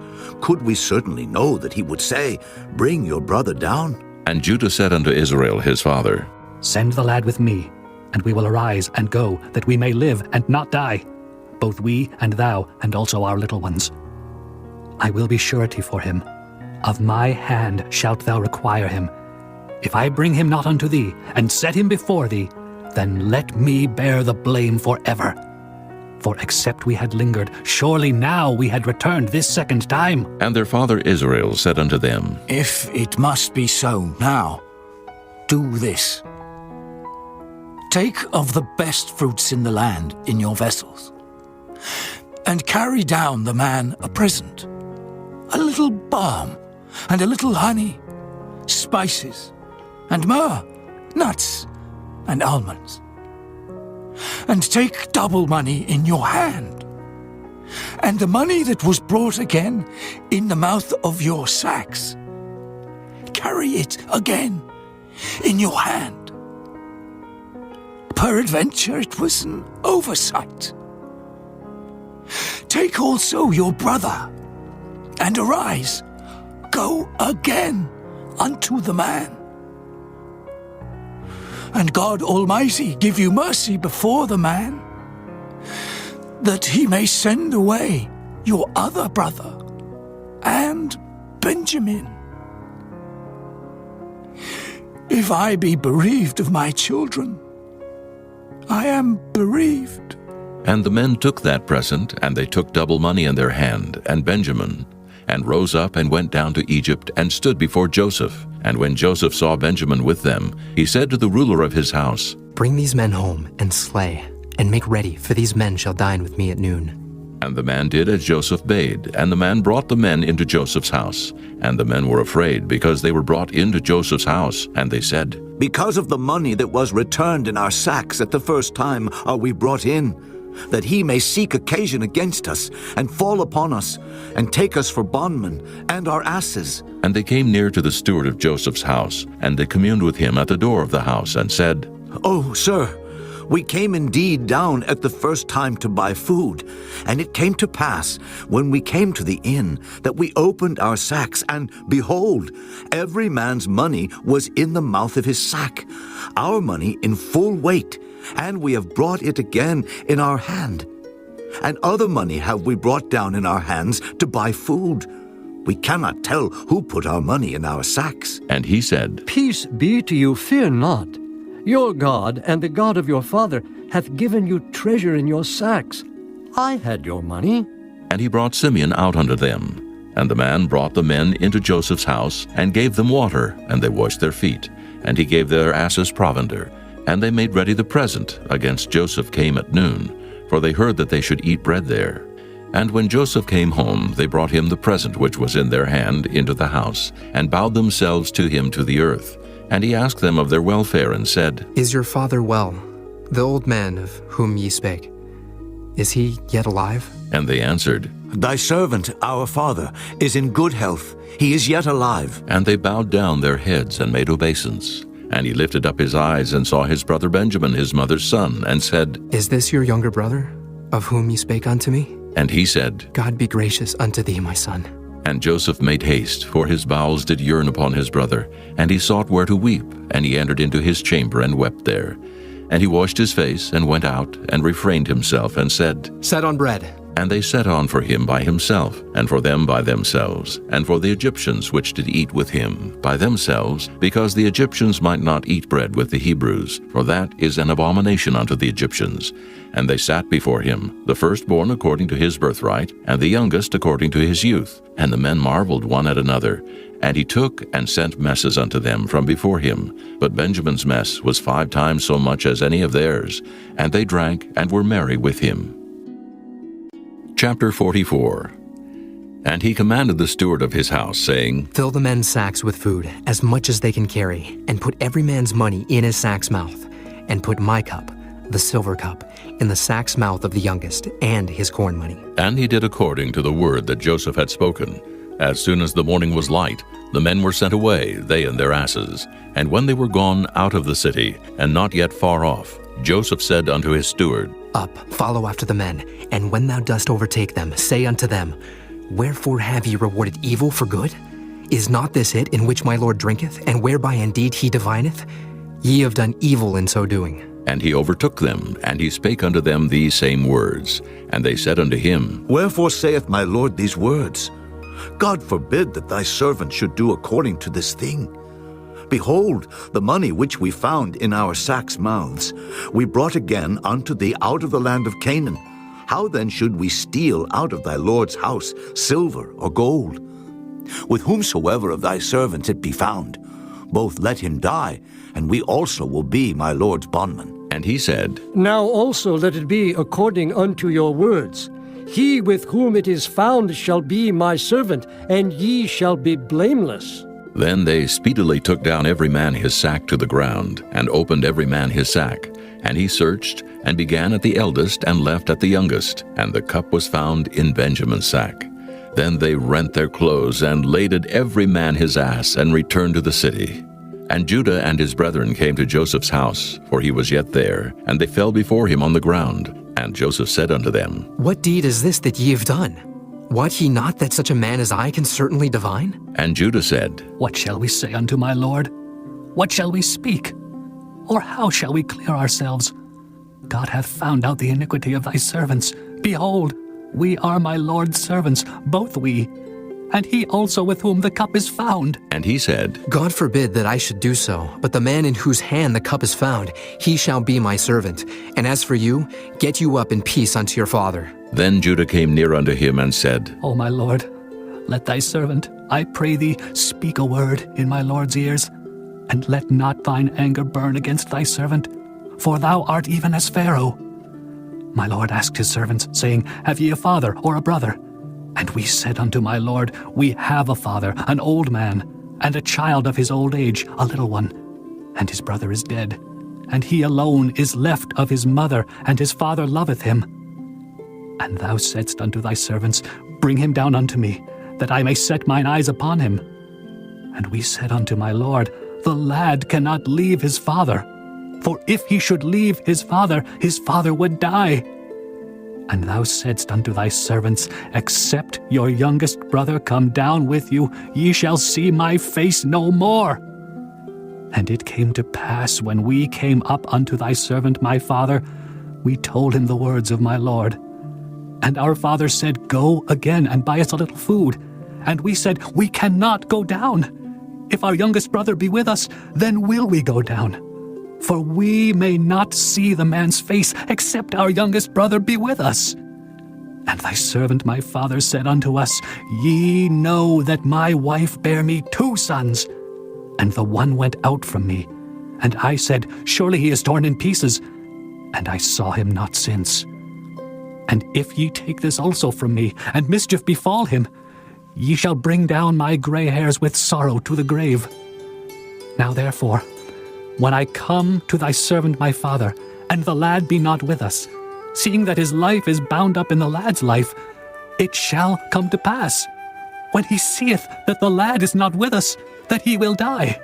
And thy servants shall bring down the gray hairs of thy servant our father with sorrow to the grave.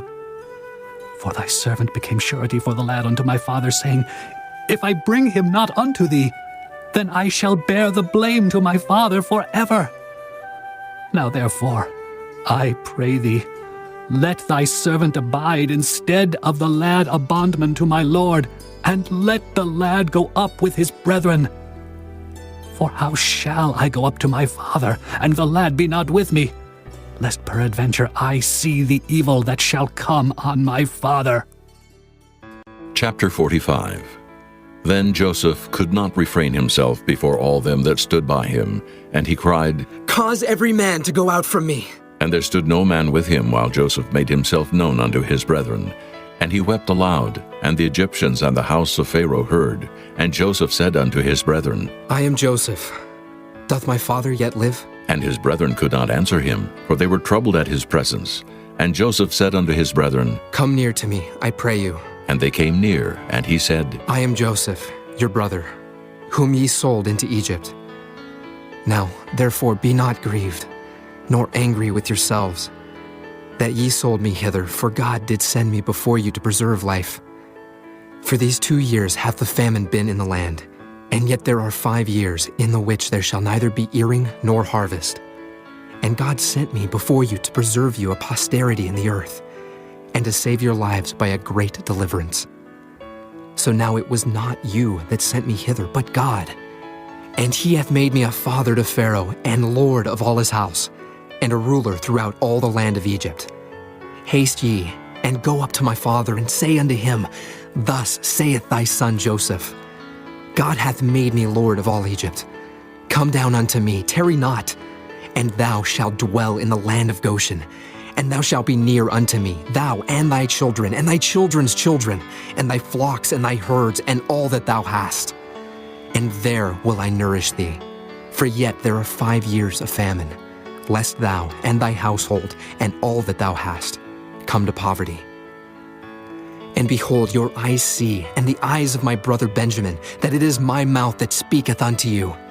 And ye shall tell my father of all my glory in Egypt, and of all that ye have seen, and ye shall haste, and bring down my father hither. And he fell upon his brother Benjamin's neck, and wept. And Benjamin wept upon his neck. Moreover, he kissed all his brethren, and wept upon them. And after that his brethren talked with him. And the fame thereof was heard in Pharaoh's house, saying, Joseph's brethren are come. And it pleased Pharaoh well, and his servants. And Pharaoh said unto Joseph, Say unto thy brethren, This do ye, lade your beasts, and go, get you into the land of Canaan. And take your father and your households, and come unto me, and I will give you the good of the land of Egypt. And ye shall eat the fat of the land. Now thou art commanded, This do ye, take you wagons out of the land of Egypt for your little ones, and for your wives, and bring your father, and come. Also regard not your stuff, for the good of all the land of Egypt is yours. And the children of Israel did so. And Joseph gave them wagons according to the commandment of Pharaoh, and gave them provision for the way. To all of them he gave each man changes of raiment. But to Benjamin he gave 300 pieces of silver, and 5 changes of raiment. And to his father he sent after this manner 10 asses laden with the good things of Egypt, and 10 she-asses laden with corn and bread and meat for his father by the way. So he sent his brethren away, and they departed, and he said unto them, See that ye fall not out by the way. And they went up out of Egypt, and came into the land of Canaan unto Jacob their father, and told him, saying, Joseph is yet alive, and he is governor over all the land of Egypt. And Jacob's heart fainted, for he believed them not. And they told him all the words of Joseph which he had said unto them. And when he saw the wagons which Joseph had sent to carry him, the spirit of Jacob their father revived. And Israel said, It is enough. Joseph, my son, is yet alive. I will go and see him before I die. Chapter 46. And Israel took his journey with all that he had, and came to Beersheba, and offered sacrifices unto the God of his father Isaac. And God spake unto Israel in the visions of the night, and said, Jacob, Jacob. And he said, Here am I. And he said, I am God, the God of thy father. Fear not to go down into Egypt, for I will there make of thee a great nation. I will go down with thee into Egypt, and I will also surely bring thee up again, and Joseph shall put his hand upon thine eyes. And Jacob rose up from Beersheba, and the sons of Israel carried Jacob their father, and their little ones, and their wives, in the wagons which Pharaoh had sent to carry him. And they took their cattle and their goods which they had gotten in the land of Canaan, and came into Egypt. Jacob and all his seed with him, his sons and his sons' sons with him, his daughters and his sons' daughters, and all his seed brought he with him into Egypt. And these are the names of the children of Israel which came into Egypt: Jacob and his sons, Reuben, Jacob's firstborn, and the sons of Reuben, Hanok, and Phalu, and Hezron, and Carmi, and the sons of Simeon, Jemuel, and Janaan, and Odad, and Jachin, and Zohar, and Shaul, the son of a Canaanitish woman. And the sons of Levi, Gershon, Kohath, and Merari. And the sons of Judah, and Onan, and Shelah, and Pharez, and Zerah. But and Onan died in the land of Canaan. And the sons of Pharez were Hezron, and Hamul. And the sons of Issachar, Tola, and Phuvah, and Job, and Shimron. And the sons of Zebulun, Sirid, and Elon, and Jaleel. These be the sons of Leah, which she bare unto Jacob in Padan-aram, with his daughter Dinah. All the souls of his sons and his daughters were 33. And the sons of Gad, Ziphion, and Hagi, Shunai, and Esbon, Eri, and Eradai, and Areli. And the sons of Asher, Jimnah, and Ishua, and Isui, and Beriah, and Sarah their sister. And the sons of Beriah, Heber, and Malchiel. These are the sons of Zilpah, whom Laban gave to Leah his daughter, and these she bare unto Jacob, even 16 souls, the sons of Rachel Jacob's wife, Joseph and Benjamin. And under Joseph in the land of Egypt were born Manasseh and Ephraim, which Asenath, the daughter of Potipherah, priest of On, bare unto him. And the sons of Benjamin were Bela, and Becher, and Ashbel, Jerah, and Naaman, Ehi, and Rosh, Muppim, and Huppim, and Ard. These are the sons of Rachel, which were born to Jacob. All the souls were 14. And the sons of Dan, Hushim. And the sons of Naphtali, Jaziel, and Guni, and Jezer, and Shillem.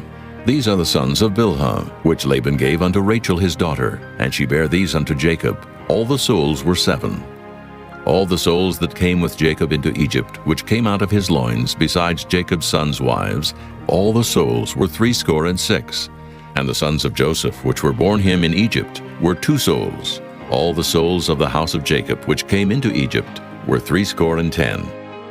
And he sent Judah before him unto Joseph to direct his face unto Goshen. And they came into the land of Goshen, and Joseph made ready his chariot, and went up to meet Israel his father to Goshen, and presented himself unto him. And he fell on his neck, and wept on his neck a good while. And Israel said unto Joseph, Now let me die, since I have seen thy face, because thou art yet alive. And Joseph said unto his brethren, and unto his father's house, I will go up, and show Pharaoh, and say unto him, My brethren and my father's house, which were in the land of Canaan, are come unto me.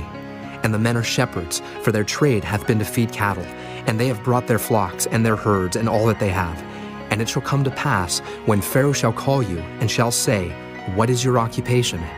That ye shall say, Thy servant's trade hath been about cattle from our youth, even until now, both we and also our fathers, that ye may dwell in the land of Goshen, for every shepherd is an abomination unto the Egyptians. Chapter 47. Then Joseph came and told Pharaoh and said, My father and my brethren, and their flocks and their herds, and all that they have, are come out of the land of Canaan, and, behold, they are in the land of Goshen.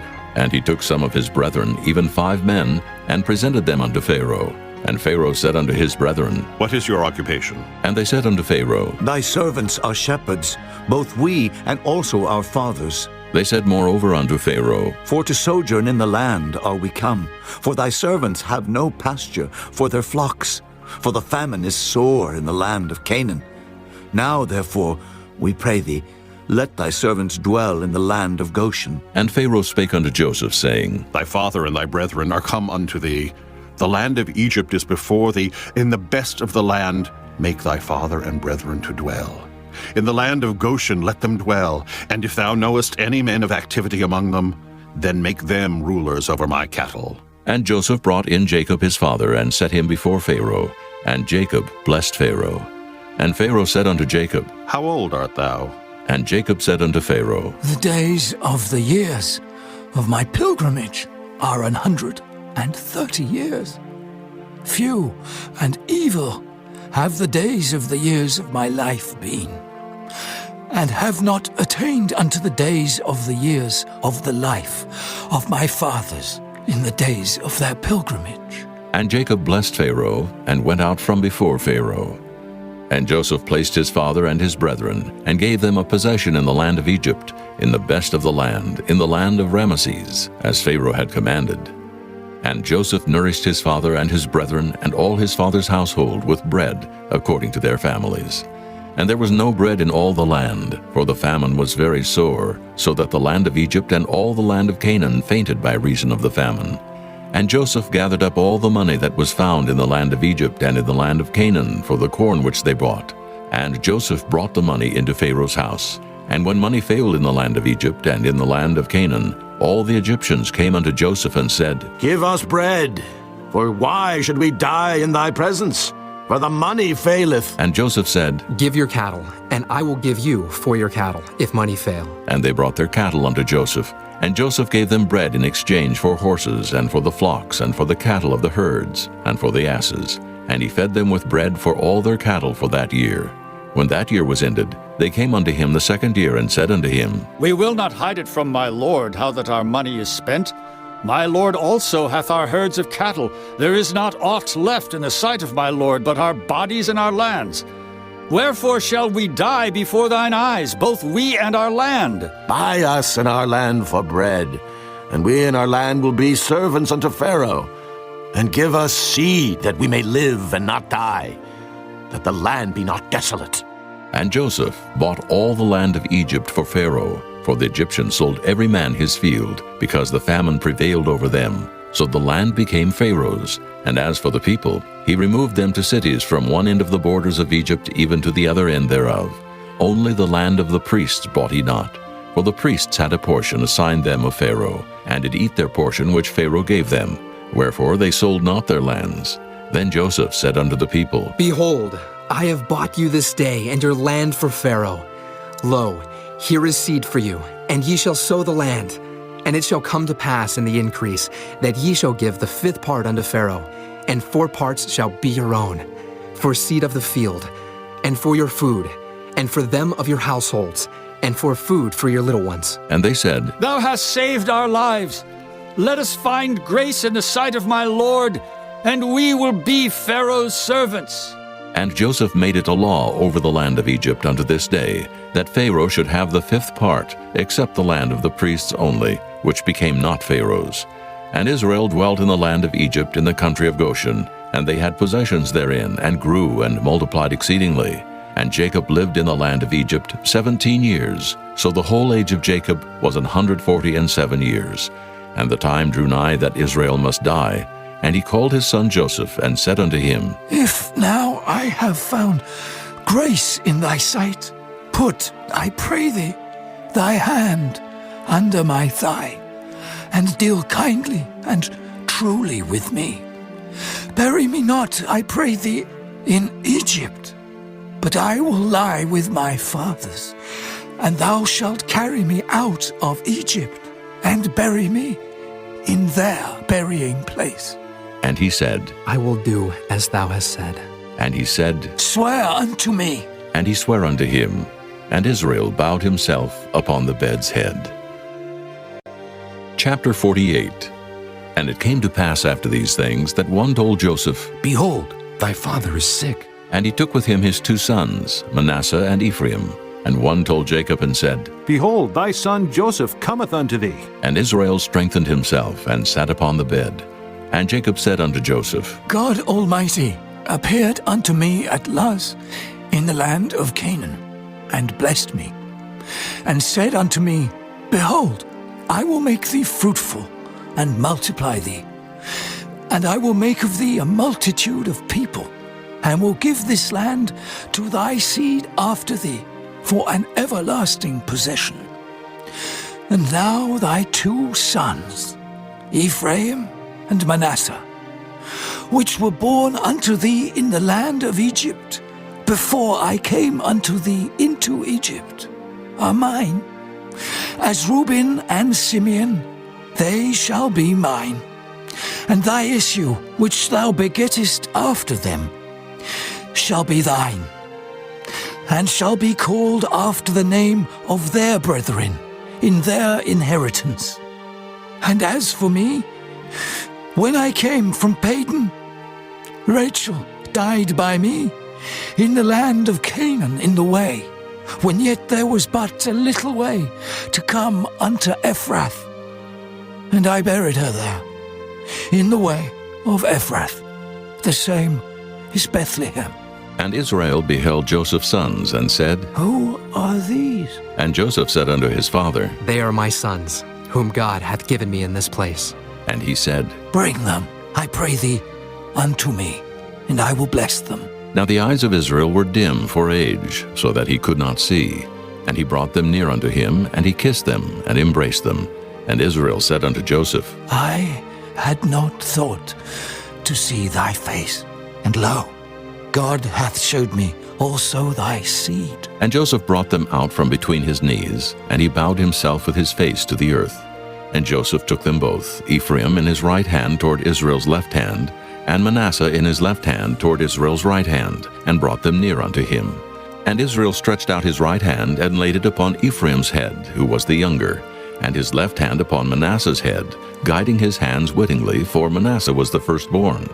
And he blessed Joseph, and said, God, before whom my fathers Abraham and Isaac did walk, the God which fed me all my life long unto this day, the angel which redeemed me from all evil, bless the lads, and let my name be named on them, and the name of my fathers Abraham and Isaac, and let them grow into a multitude in the midst of the earth. And when Joseph saw that his father laid his right hand upon the head of Ephraim, it displeased him, and he held up his father's hand to remove it from Ephraim's head unto Manasseh's head. And Joseph said unto his father, Not so, my father, for this is the firstborn. Put thy right hand upon his head. And his father refused, and said, I know it, my son, I know it. He also shall become a people, and he also shall be great. But truly, his younger brother shall be greater than he, and his seed shall become a multitude of nations. And he blessed them that day, saying, In thee shall Israel bless, saying, God make thee as Ephraim and as Manasseh. And he set Ephraim before Manasseh. And Israel said unto Joseph, Behold, I die, but God shall be with you, and bring you again unto the land of your fathers. Moreover, I have given to thee one portion above thy brethren, which I took out of the hand of the Amorite with my sword and with my bow. Chapter 49. And Jacob called unto his sons, and said, Gather yourselves together, that I may tell you that which shall befall you in the last days. Gather yourselves together, and hear, ye sons of Jacob, and hearken unto Israel your father. Reuben, thou art my firstborn, my might, and the beginning of my strength, the excellency of dignity, and the excellency of power. Unstable as water, thou shalt not excel. Because thou wentest up to thy father's bed, then defiledst thou it. He went up to my couch. Simeon and Levi are brethren. Instruments of cruelty are in their habitations. O my soul, come not thou into their secret. Unto their assembly, mine honor, be not thou united. For in their anger they slew a man, and in their self-will they dig down a wall. Cursed be their anger, for it was fierce, and their wrath, for it was cruel. I will divide them in Jacob, and scatter them in Israel. Judah, thou art he whom thy brethren shall praise. Thy hand shall be in the neck of thine enemies. Thy father's children shall bow down before thee. Judah is a lion's whelp. From the prey, my son, thou art gone up. He stooped down. He couched as a lion. And as an old lion, who shall rouse him up? The scepter shall not depart from Judah, nor a lawgiver from between his feet, until Shiloh come. And unto him shall the gathering of the people be, binding his foal unto the vine, and his ass's colt unto the choice vine. He washed his garments in wine, and his clothes in the blood of grapes. His eyes shall be red with wine, and his teeth white with milk. Zebulun shall dwell at the haven of the sea, and he shall be for an haven of ships, and his border shall be unto Zidon. Issachar is a strong ass couching down between two burdens. And he saw that rest was good, and the land that it was pleasant, and bowed his shoulder to bear, and became a servant unto tribute. Dan shall judge his people, as one of the tribes of Israel. Dan shall be a serpent by the way, an adder in the path, that biteth the horse heels, so that his rider shall fall backward. I have waited for thy salvation, O Lord. Gad, a troop shall overcome him, but he shall overcome at the last. Out of Asher his bread shall be fat, and he shall yield royal dainties. Naphtali is a hind let loose. He giveth goodly words. Joseph is a fruitful bough, even a fruitful bough by a well, whose branches run over the wall. The archers have sorely grieved him, and shot at him, and hated him. But his bow abode in strength, and the arms of his hands were made strong by the hands of the mighty God of Jacob. From thence is the shepherd, the stone of Israel, even by the God of thy father, who shall help thee, and by the Almighty, who shall bless thee, with blessings of heaven above, blessings of the deep that lieth under, blessings of the breasts and of the womb. The blessings of thy father have prevailed above the blessings of my progenitors, unto the utmost bound of the everlasting hills. They shall be on the head of Joseph, and on the crown of the head of him that was separate from his brethren. Benjamin shall raven as a wolf.